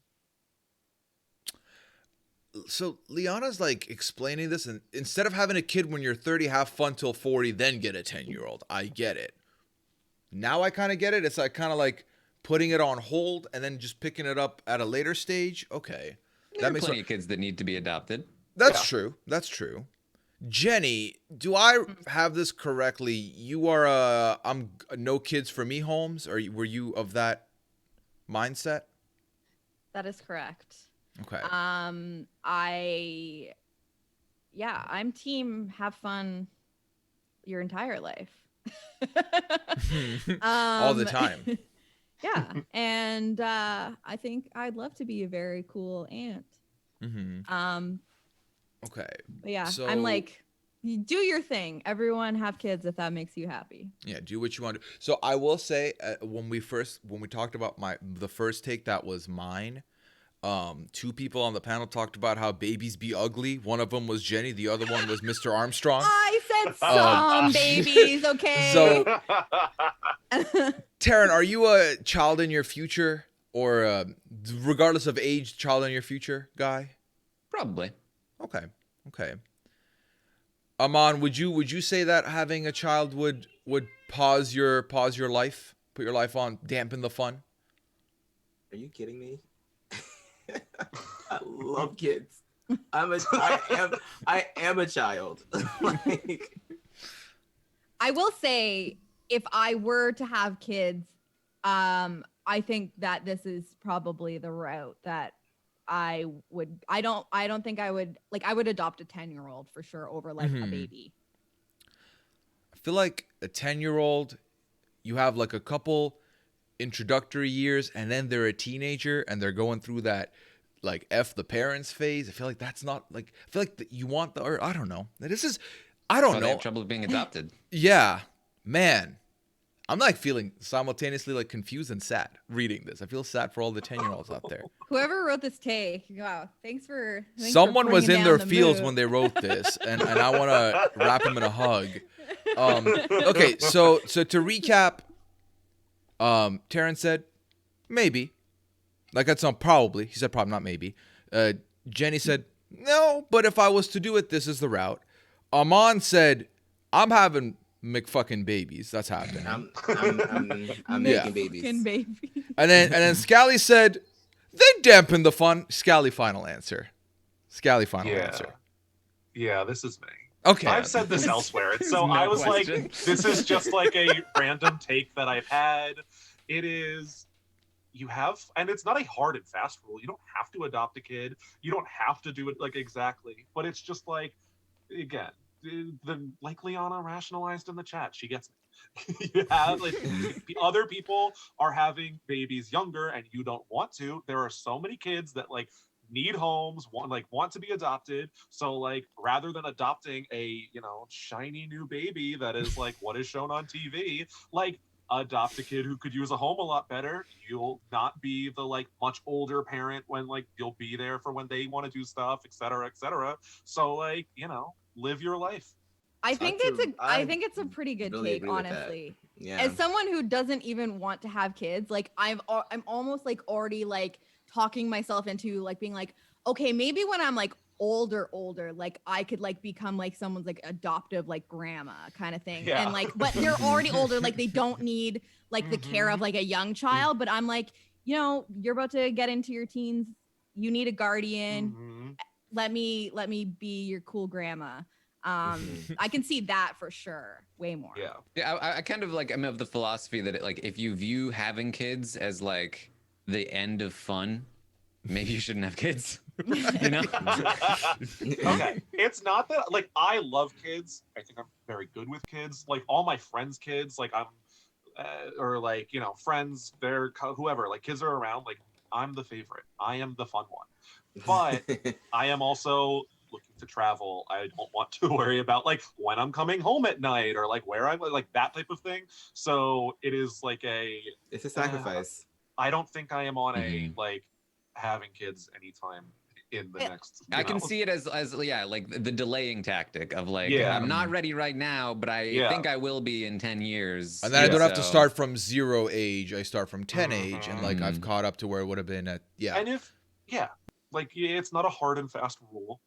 It is just like not a bad take. It's not a bad line. Yeah. I definitely understood it more as we talked about it more. I was confused at the start. I have a lot of friends with kids, and I feel like I've seen firsthand, like, you know, people are real with me about like, you know, especially like my women friends who are mothers, who like how hard it is and how much it really does change your life. That for me, I mean, I play it off as like, oh, like I want to have fun and live my life. Get away from me, stupid, gross baby. But like really for me, like some of the things that I've just seen, like how challenging it has made people's lives. And I'm like, fuck, life is hard enough as it is. And I've seen the impact it's had on like people's mental health. And I'm like self-aware enough to know that like, I don't necessarily need to throw more hurdles at my life. And I've also seen how much you mess up a kid. Yeah, the added without pressure even of intending to. I'd be like, ruining you that know, human, just trying to survive and like, you know, take care of them, and then dealing with like the impacts on your own mental health, and like thinking like this isn't going to impact them. I'm doing okay. And then like, you know, they're 25 in like therapy and they're like, oh, that actually did impact them. Like that's such a weight. That's so crazy. So anyway, that's my feelings about it. Do you feel like you get pressure, like as somebody that's like, I'm not having kids, do you get pressure to be like, but you will and you should? Oh, for sure. Yeah. I'm 34 and I am like, you know, getting out of my like prime childbearing years. Like as a woman, you get it so much. It's so annoying. You get discounted by like colleagues where it's like, oh, well, you don't even have kids. So like you don't need vacation as much as I do, and like stuff like that. Like there's like so much. It is crazy. And like, yeah, I always get like unwarranted comments about like, when are you gonna have babies? Like not so much for my family because they know that now, but like yeah, like just random people just feel like they have a right to infer whether you're gonna have kids or whether you should have kids. It reminds me a little bit of I was talking about this the other day on a stream where like because I don't drink, I just like I have to be ready with the explanation for why, and I feel like like to justify it. Like, yeah, for like sure. you know what you're gonna say, like because when you say you're not gonna have kids, somebody's gonna ask like, oh, but why? Like it's not the default, and you have to explain yourself. And you feel like you have to defend it. Like yeah, you have to have like a good reason that they'll accept, and that's why it's like the like, oh, I want to have fun, like makes you sound like a shitty person, but it's like the funny go-to answer when there's like so much underneath it all, like that people just don't want to be like, well, I don't want psychological trauma for me and a child. Yeah. Anyway. Yeah, I feel that. Heavy guys. And now we segue with a very meaningful discussion. I'm really happy we did that, to Scally's next guest that he has to read out here and try and figure out who is who. All right. Stranger Things hasn't been worth watching since season 1. Okay. I've seen this take before. I personally think we have 3 seasons, right? Season 3 was pretty good. I agree with season 2 not being so great. Let's see. Jenny, who's your favorite Stranger Things character? 11. Okay. All right. Duh. And have you seen all the seasons? No, I've only seen 2. Okay. Gotcha. For a minute, I thought you meant only season 2, and I was like, that's a choice. I tend to do this with shows like I haven't even seen all of Breaking Bad. I like fell off like after like season 5, I think. Like I'm just really bad at finishing series. Yeah. And Taryn, who's your favorite? I would say the older kid with the hair. Okay. I don't remember his name. Yeah. Steve Rogers, right? Yes. All right. Amon, have you seen Stranger Things? I have. Okay. I've seen the entire season 1, really enjoyed it, and then I also kind of similarly to Jenny fell off in season 2. Okay. Puya. What are your feelings towards Stranger Things? It's good. I like it. Yeah. Don't Any love favorite it, characters? but I like it. 11. It's 11 out of 11. Yeah. All right. Are you gonna watch season 4? For sure. Okay. I really have no idea on this one. This is rough. Hey, look at us. Look at us. I know, like, Taryn has spreadsheets on every season of every show he's ever watched. So this feels very easily accessible for him. If Jenny and Amon have actually not seen season 3, then are they having this take? Look at us. Hey, necessarily? look at us. Huh? Who would have thought? Not me. I'm gonna go with Puya here. Final on this answer? take. Yeah, final answer. Hey, look at us. Look at I've us. never seen Stranger Things. I only know 11, Okay. and that's it. This is not me. I almost went Taryn and then switched it up. Yeah. It was me. Yeah, I figured. I I also thought have this- never seen Stranger Things, and I was like, I could tell, Jenny. I could tell when you're Yeah, like as soon as 11. you I was said like, 11, that's I my was answer. I was just biffing it so hard, Yeah. and I was like, I can't give this, like, I can't just Yeah. eliminate one right off the board. Not me. Yeah. Gosh. No, I figured. Yeah. Obviously 11. Yeah. Season 1 was great. Season 2 was like, what do they even do? Like, I can't even remember like the plots of season 2 or 3. I don't even remember what they were. I just remember there was a mall in season 3. But it was still fun for me. But I mean, like, things can be fun without being great. Yeah. So, like, I I had have fun to- with it. But It's I don't know. got to so it's restart definitely it having now. a 4th season now. Who would have thought? I It's, like, renewed and definitely everything? think so. It's like the biggest show on Netflix. Like, Okay. at least it I mean, was. but how much stranger can the things get? Like, I'm just Exactly. How strange are Yeah. we talking? There's got to That's be why I a think- ceiling for how strange it can get, you know? Season 3, I think, was like pretty similar-ish to season 1, and that's why I think, like, if season 3 had been season 1, like maybe people would like season 3 and not season. I don't know. There was like a whole legitimate conspiring bitches storyline in season 3. Like, Solid. it's like, what are we doing here? yeah. I'll have to restart it because, like, I mean, if you like season 3, then maybe I'll give it a chance and slog my way. I through like season it. I think 3. it's fun. Okay. I mean, I'm not going to start watching. It Yeah, takes so should much I for me to watch start it, watching a period? show. Should I even consider Yeah. starting it at this point, or is it like, I've missed it, it's fine, I'll be okay?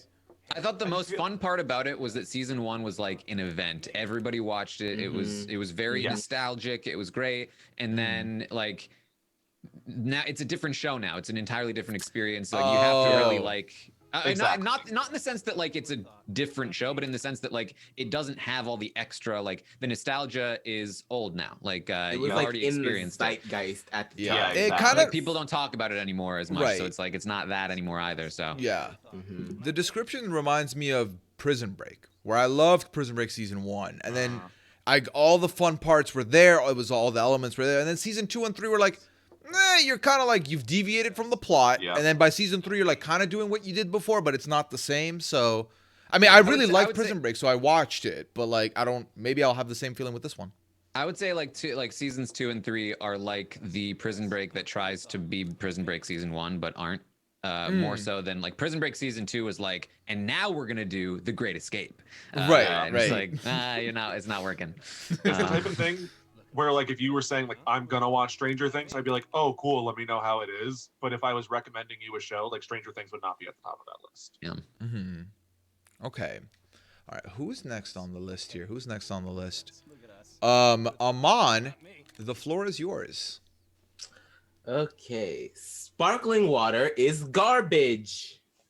Garbage. Look at us. Now this is a very general last take.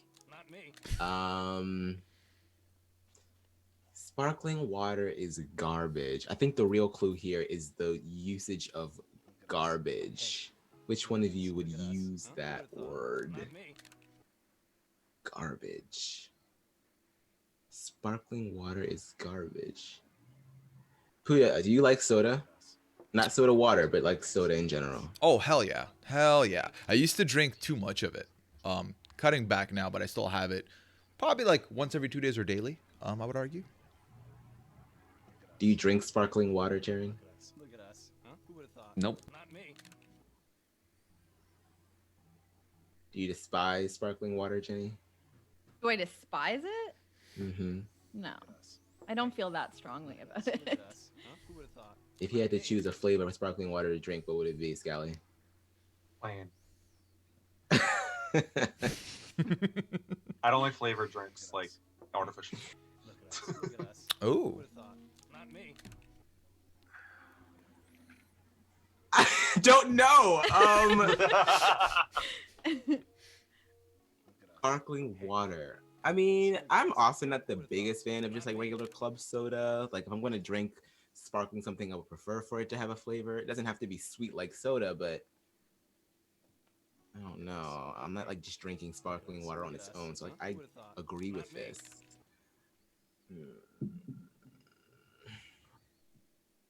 I feel like it's I feel like it's not Jenny, and here's why. I feel like Jenny enjoys crafting drinks, and soda water is a huge part of a lot of drinks. Granted, you're not drinking it on its own, but I just feel like you wouldn't be calling soda water or sparkling water garbage if. Although sparkling water and club soda can be different according to some people. I don't think it's you. I don't think it's Jenny. Which leaves Puya, Scally, and Taryn. But Puya, you like soda. Do you like soda water? Do you hate soda water, Puya? Soda water is not on my list of things to consume. Definitely goes unnoticed by me. Soda I'm all in for. But the main ingredient, the soda water solo, no. Look at us. Look at us. Huh? Who would have thought? Not me. This is really hard. I mean, it's like so much pressure because I've gotten all of mine. Oh, the Brag. pressure. I'm so far ahead. Oh, can't lose my lead. God, what am I gonna do? My whole 2021 will be ruined.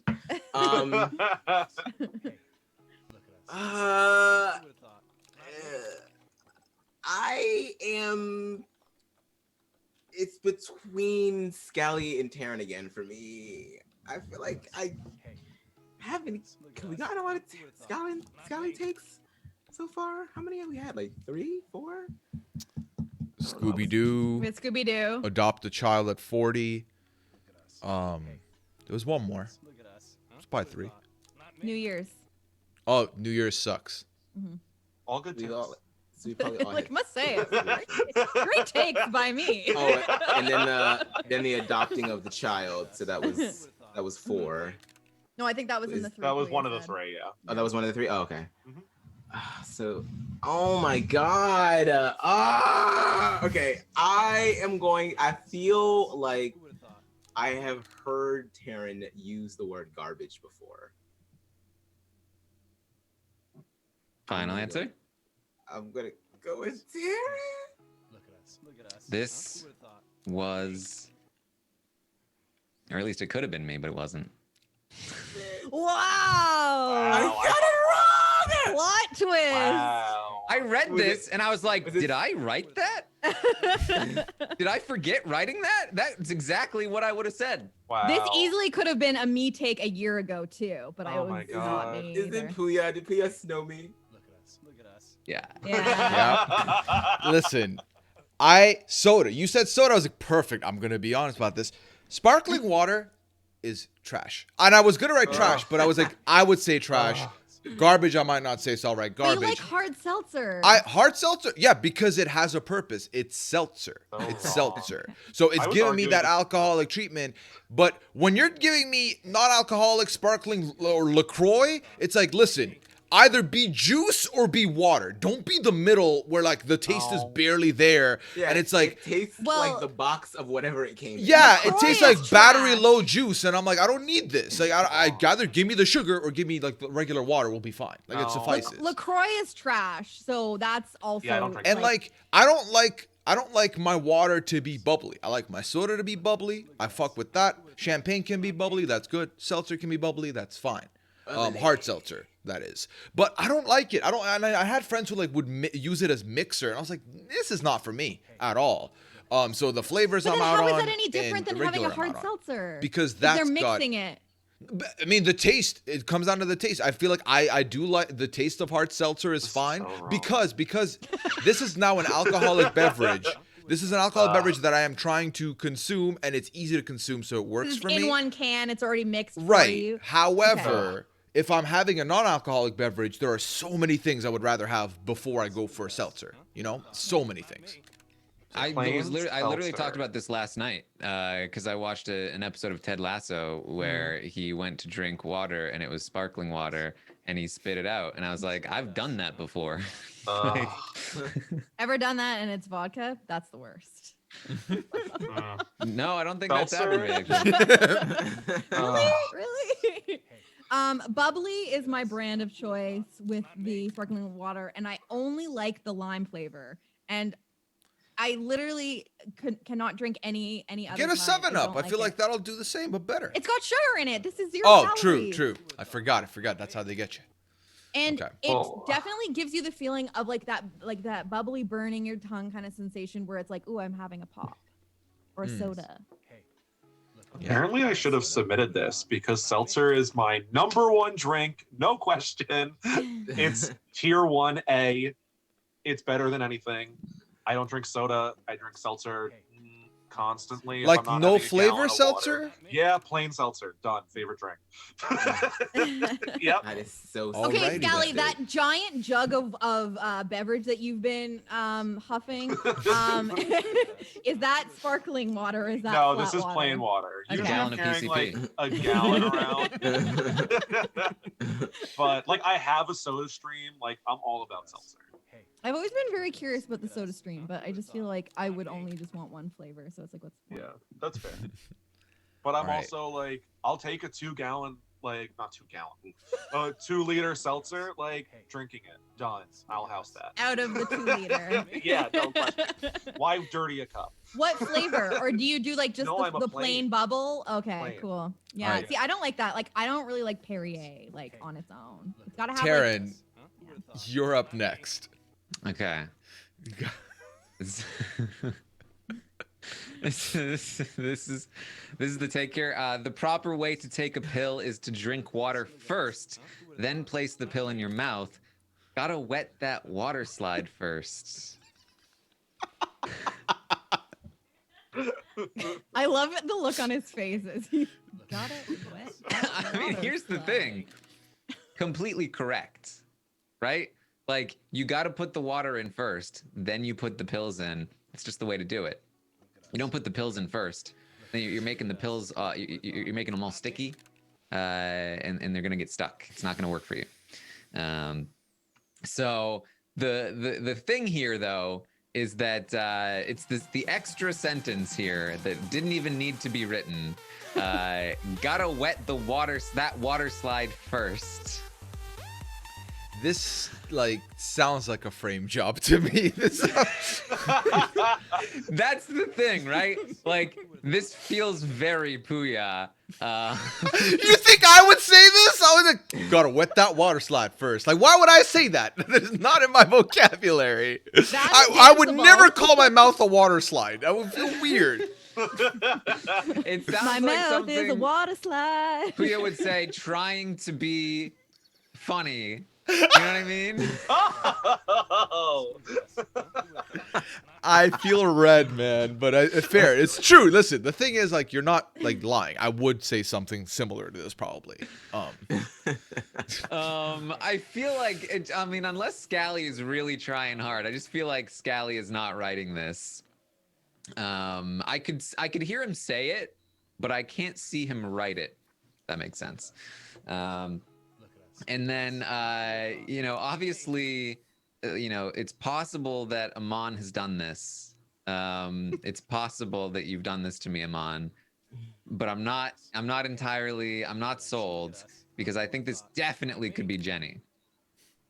Jenny, how do you swallow pills? I actually do this. So take a sip of water and then put the pill in your mouth and then swallow. I keep the water in my mouth.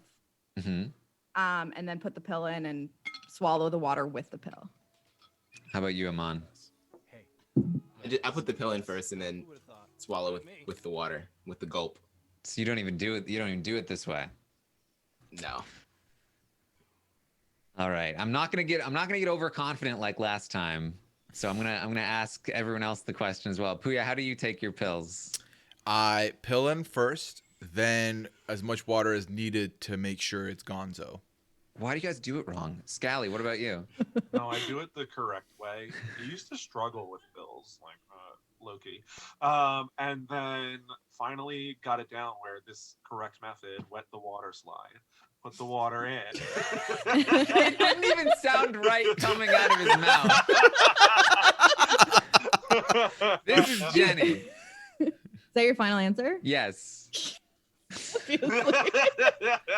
Okay, when I submitted this, I swore I had maybe said this on Puya's stream at some point. You did. Okay. I was listening. I remember listening to, because I was watching you guys play Among Us the other night, and I was like, wait a second, I know exactly who this is. That's why I was like, what the hell? Why couldn't I? And I couldn't remember because it's like I just like I'll talk to Puya. Like I knew I had said it in the presence of Puya, so I was like, if Puya gets it, then obviously like he's gonna know. But then I was like, this is such an obscure thing that I'm like throwing it in anyway. Just see what happens. And I could have almost gotten away with it when your first suspect was Puya.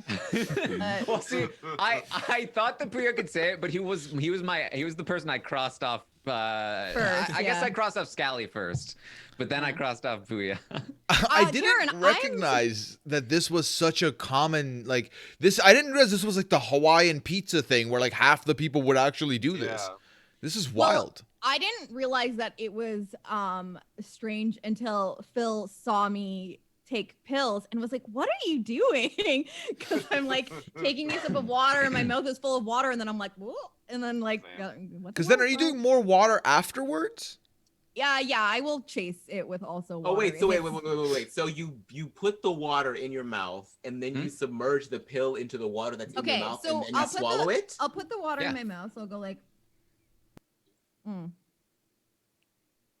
now I can't do it. You hold it. You close. You kind of keep it underneath your tongue, and then you pop the pill into your mouth, and then like swoosh the water back up, and down she goes. It's just like you're drinking water. Like I can swallow like 6 to 8 large pills at once using this method. Another conversation. Do you guys feel like larger pills are easier to swallow than the teeny tiny ones?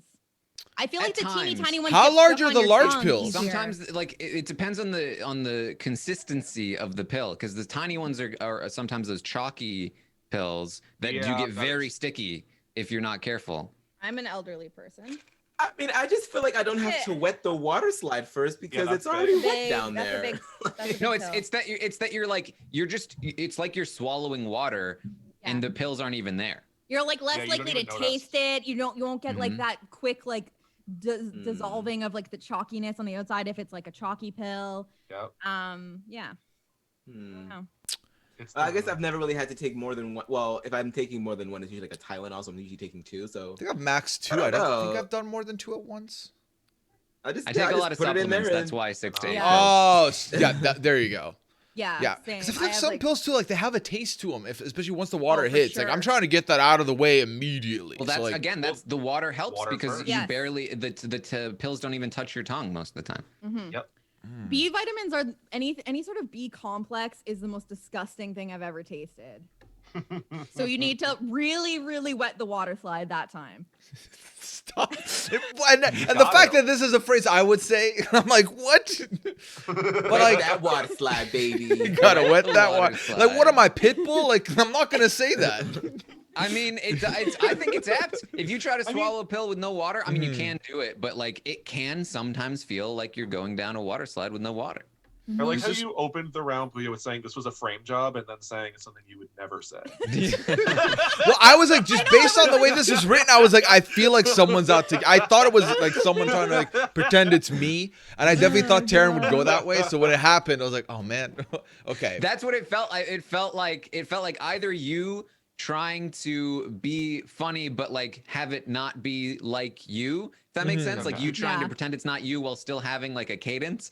Right. And then, or somebody trying to frame you, or just Jenny. It also just sounded like Jenny. Or just Jenny. I'm comforted that you do the same thing though, Taryn, because I have been made to feel like a freak for this. No, it's the correct way to do things. Yeah, no, it's right.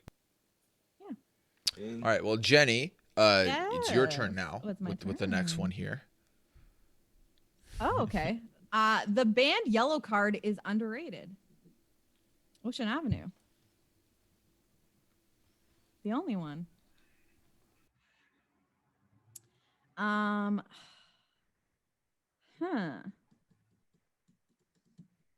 feel like I'm thinking about everyone's ages too, and I'm like trying to think of like how old these like you guys would have been when Yellow Card was like a thing, because Yellow Card was like big when I was in like grade 9, grade 10, grade 11, or 9th, 10th, 11th grade, as the Americans say. So like I want to say like the 2000 to 2004 ish time. So I know everyone here is a little bit younger than me, so I'm trying to think of who is listening to this. I feel like Taryn and I actually have some overlap in some of the music we listen to. I feel like I've heard him talk about bands that I also listen to. I definitely had like I had an ex-boyfriend who was Benham. But he would definitely like make me like mix CDs with Yellow Card on. He was a big Yellow Card guy. So I'm feeling personally attacked by this take, actually. Someone is trying to bring up my trauma. That said, who is going to say that Yellow Card is underrated? Who is really saying Yellow Card is trash, though? Like, I just feel like no one's really talking about Yellow Card. This is a very strange take for the year 2021.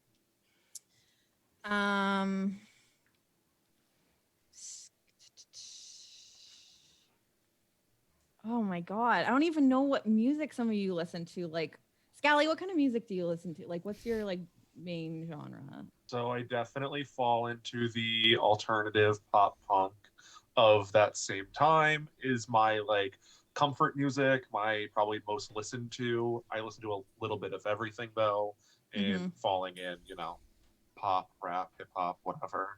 Yeah. Less country, but Taryn, did you listen to Yellow Card ever fall into your I definitely ears? I remember Ocean Avenue. I can't remember how it goes, but it was definitely like in my head on a loop when I was a kid.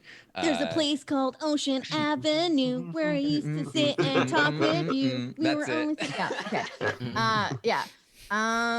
Mon, do you know Yellow Card? No. No. I was gonna see if you were gonna lie. No. Okay. Puya, Yes. big Yellow Card guy? Not big. Like I listened to one for the kids, sorry, for a minute. And then I had Lights and Sounds on my iPod, but like I had everything on that iPod. So like it went on forever. Ocean Avenue was not on my radar at all. I did not even have it. But it was because not one of the better songs. Yeah, well, I had a friend who like she took my iPod and was like, "I got you," and then like filled it up. So that's where I got familiar with Yellow Card. So Puya is like mentioning like album titles, which I feel like he's at least familiar enough that he knows album titles. Taryn could just be trying to throw me off by like acting like he doesn't really know, and he's just kind of. But I really don't think that this is Taryn's jam.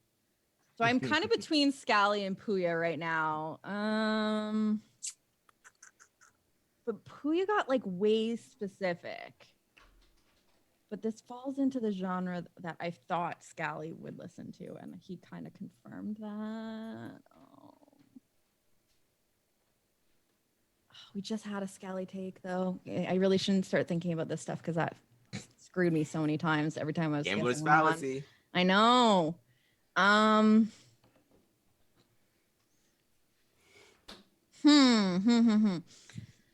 this is gonna bug me. Guys, give me something more. I don't know what to ask you. Like I feel like Puya's not gonna get that descriptive if it really was him. Like I feel like that's, do you know what I'm saying? Like this is torture, guys. I just want another point. I just want one more. Just one more. Frick. I think that this is. Wait, Scally, you didn't even confirm that did yellow card fall into your. Yeah, it fell in there. I did not appreciate the Ocean Avenue slander that you threw around. I'm just saying it's like not the best. It's a catchy song. It's a catchy song, but it's not. Like I said, fun can not be the best technically. But yeah, no, I like Only One Lights and Sounds, all those. This sucks, guys. I'm just gonna go with Scally on this one. Final answer? Final answer. It's not me. No. Is it Taryn? Yeah. Yeah, damn it!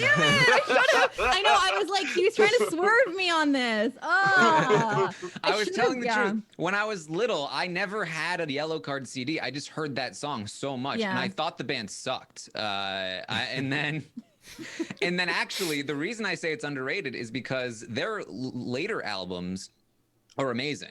Like really, really, like genuinely good stuff. That when was everyone the should last listen time to. they did something? I'm like I think their final album was like 2016, probably. Well, I'm gonna check it out because I definitely appreciated them more like later on. I think I didn't appreciate them much during the time. I always remember. I think Ocean Avenue was a song on like a snowboarding video game, like on like SSX Tricky or something like that. Did anyone ever play that game? Yeah, I played it. I played like the demo game like that. Or Cool Borders or something like that. I feel like Also it was definitely that. like a snowboarder game that had that song, and so it just like I heard it to death. So I think it just got really played out for me. It's like so many of those like old school pop punk bands, they were like one hit wonders, and then they never made good music again. And I feel like Yellow Card just only got better and better. Yeah. So yeah. All right. Well, I'm really regretting like I should have just gone Tara because I was just like, oh, we just got some Scally takes. It can't be. Oh God, I think it's funny because I figured you would be one of the only other people that like listened to Yellow Card. So I was upset when you got it. I was like, oh, I was hoping she would be a good decoy. Yeah, it turns out that everyone put them on. At least it's familiar. Yeah, I wasn't lying. I mean, I definitely looked it up to read it as we were going, but I remember they were in my iPod because this one friend I had, she literally took my iPod and just filled it up with music because I don't remember what I was listening to, but I was like, oh, I like this recommendation you gave me. She's like, okay, give me your iPod. I'll put more stuff like it. And Yellow Card was on that list, but also because it was like the letter Y, it took a while before I would get to them. So I don't remember listening to them all that much. I think I gave up at some point, and I didn't really catch much of the Yellow Card in there. Okay, so I have... Well done, Taryn. Good swerve. Got the swerve in. I really couldn't remember how Ocean Avenue went. Well, I just wanted to try and get Puya banned by singing it on. Yeah, that'll happen. So thank you for that opportunity. So I have placed the order for my food. That'll be here in about 20 minutes. But I think we're good for at least one, maybe two more. Phil And then already we'll go. ordered his because he was worried that something was gonna go wrong. No, I saw that. That was my signal of like, now I have to order it because I saw Phil like got nuggies. his. It smells like nuggies in here. And I'm not gonna lie, I'm kind of hoping he doesn't eat all 100 because I'm. Even though Liana jumped in on the order and got a bunch of stuff for herself as well, in the process. Okay, so. Reviews, spoiler-free or otherwise, should not be read until you've seen the entire film. This is a very passionate take.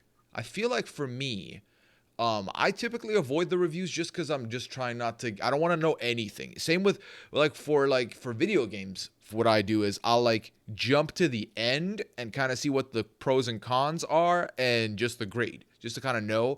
But with movies, like I'm not trying to read a whole thing. If it's like just looking at the numbers, I'll do it. That's fine. That'll kind of give me an idea if I want to invest my time in it or not. Sometimes.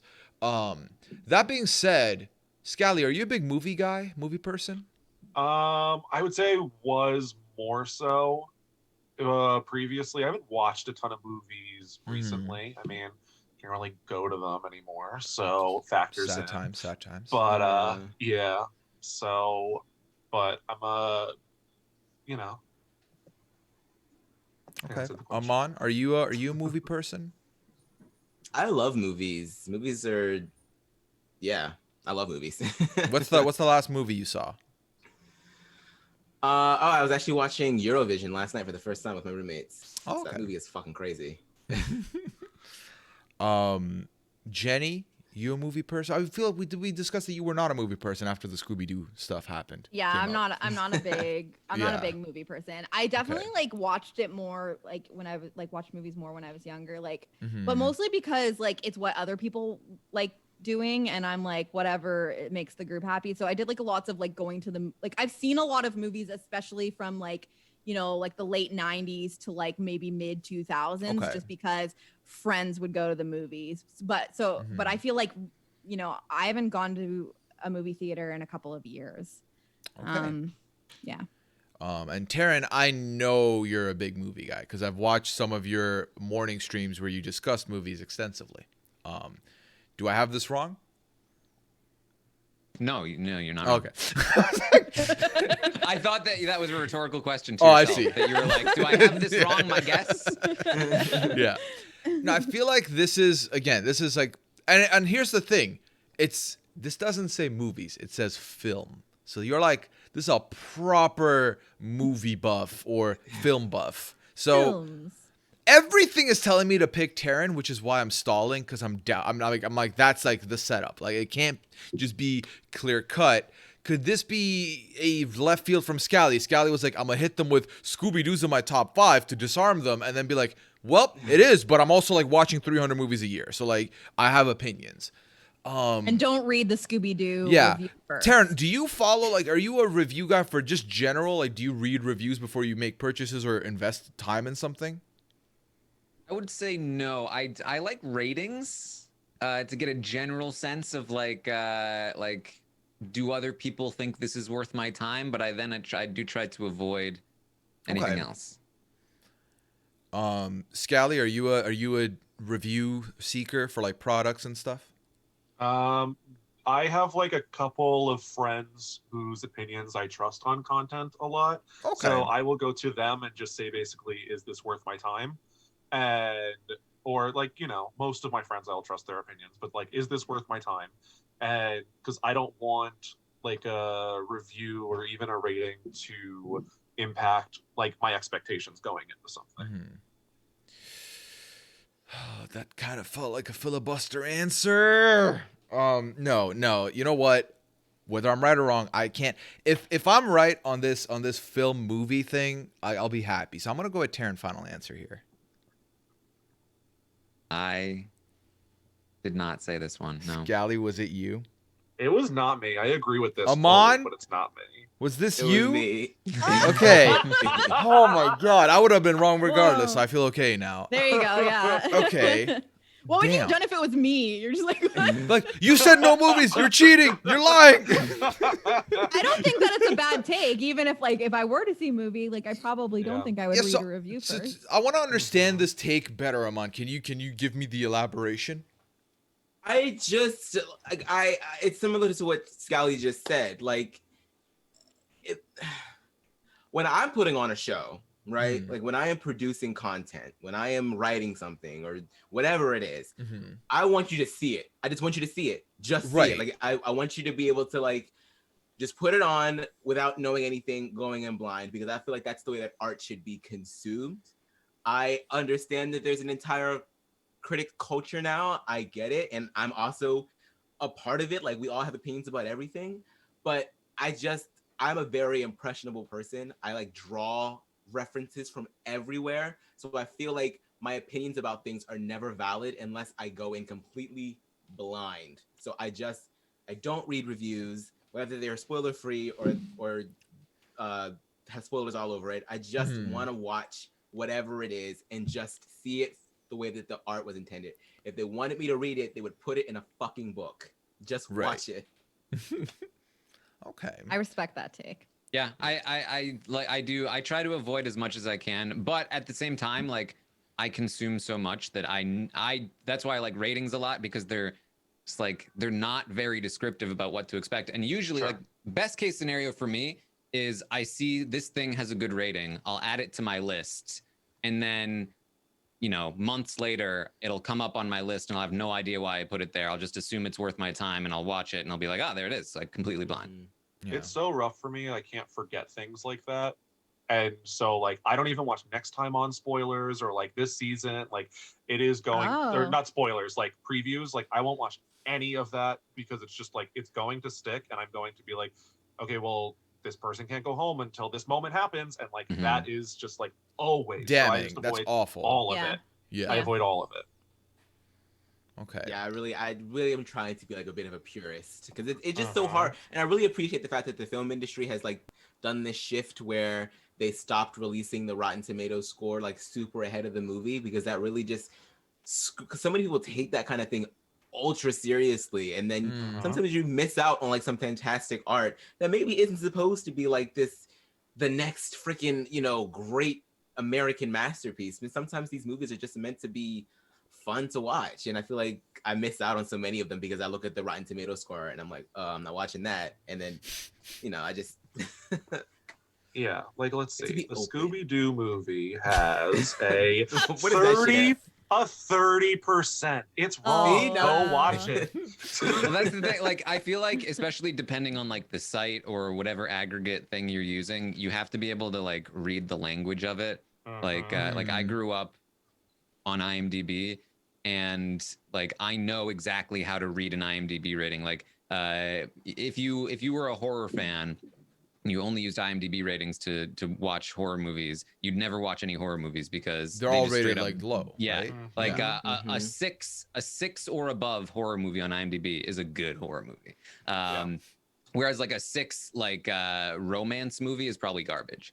So it's it's like it's a very weird scale there for different sites and different places, and and then like I also like it as a sort of gauge of like, okay, I really liked this, I thought it was great. Let me see what other people are saying. Yeah, the general populace doesn't agree with me. It's not going to change my opinion, but it's it's an interesting sort of new lens, new way to look at the thing. Yeah, I find it's the same with comedy movies for me, where anytime I've read a review afterwards or looked at a rating afterwards, I'm like, but I really like this. How come it's like a 5? But it's like because it's a comedy. Like if the reviewer thinks the comedy's lowbrow or not for them, like it's not gonna get there. So it definitely is one of those things where I've learned like I can't rely on an IMDb because like it really does focus on different criteria than what I'm probably looking at. So it's important to like find whoever you trust with like the comedy ratings or the comedy, like you gotta like focus on the more niche sites for the rest of those for like the true accurate stuff. All right, Scally, we're going to call this the last one, and it's yours. Okay. So, as in, you're the one guessing for the grand finale here. Oh, that's pressure. 95% of hot takes aren't hot takes, ... including this one. All right. It's like it's like self-fulfilling. It's funny. It's like meta. Who's gonna write this? Is Puya writing this when he planned a game around hot takes? I don't know. Not sure about that. I don't even know what to ask about this. Like this is very difficult. What are your hot take opinions? Hot takes. I don't know what to ask. I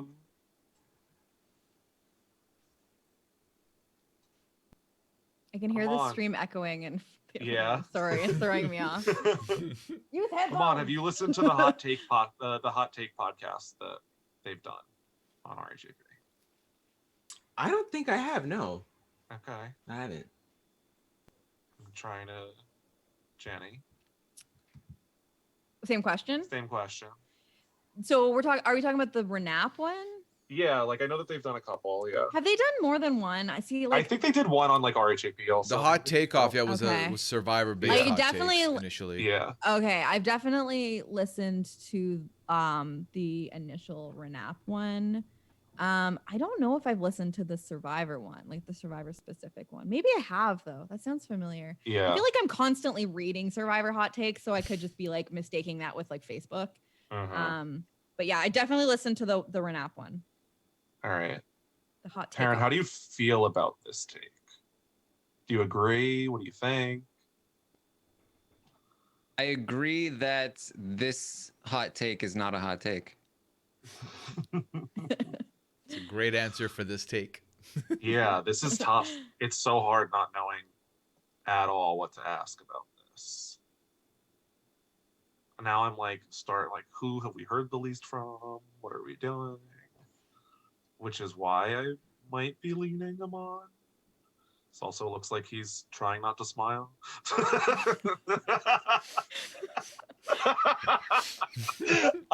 Yeah, I'm gonna go with him on this one. Final answer. Final answer. Yes. It's not me. Oh no!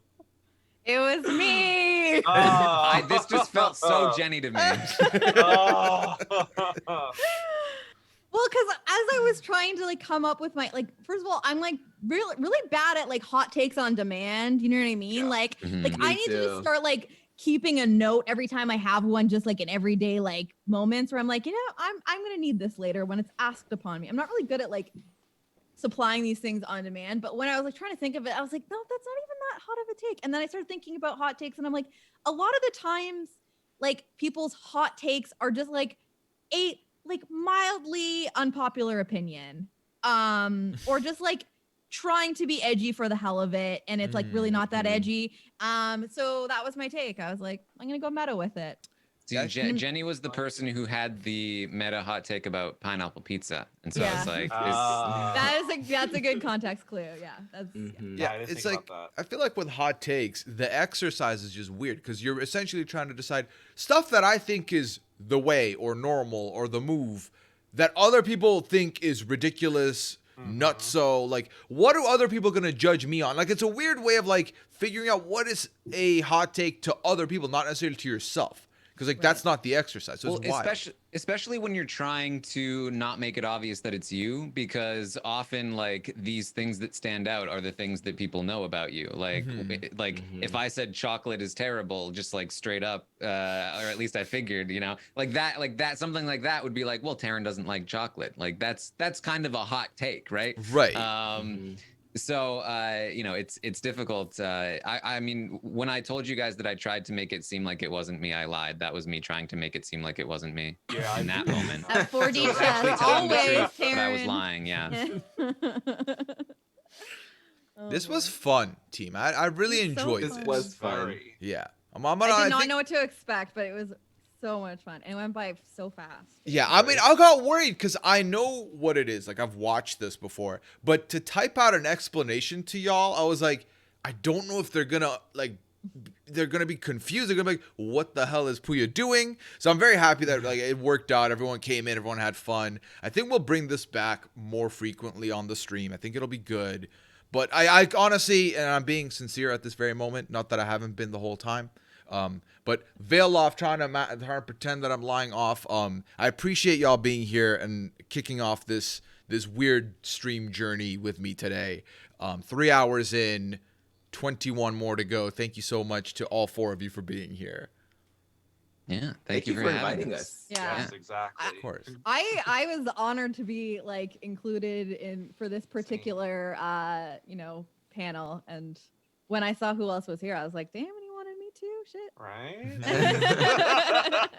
Yeah, I think who asked me? I think Scally was like, "Hey, so are we gonna get?" No, was it Scally? Was it Amon? One of you said, "Are we gonna know who's there in advance?" I was like, Yeah. No, I was like that. I feel like asked that too. might change some of the writing. Let's But not you do that. knew, so you knew who to I pin would've- things on. If I had known who was gonna be here, I would have 100% just made all of my takes sure. fake, like Amon.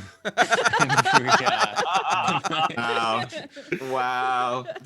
Yeah, so I think I I'm learned going to impersonate everyone. I Yeah, will say that I think probably my strongest hot take did not get read, so I'm pocketing that for another time. Yeah, For a I was future gonna say, time? Yeah. okay. Yeah. Puya, don't read the extras because Don't I read can't. the I don't have access Oh, to the mods yeah. have them. The Yeah. beauty of this is like Mods, hold on. they made the form. They didn't share it with me at all. So I have no idea what's in there, which is great because Okay. like I if you come forgot back what next my time. other one is, to be honest.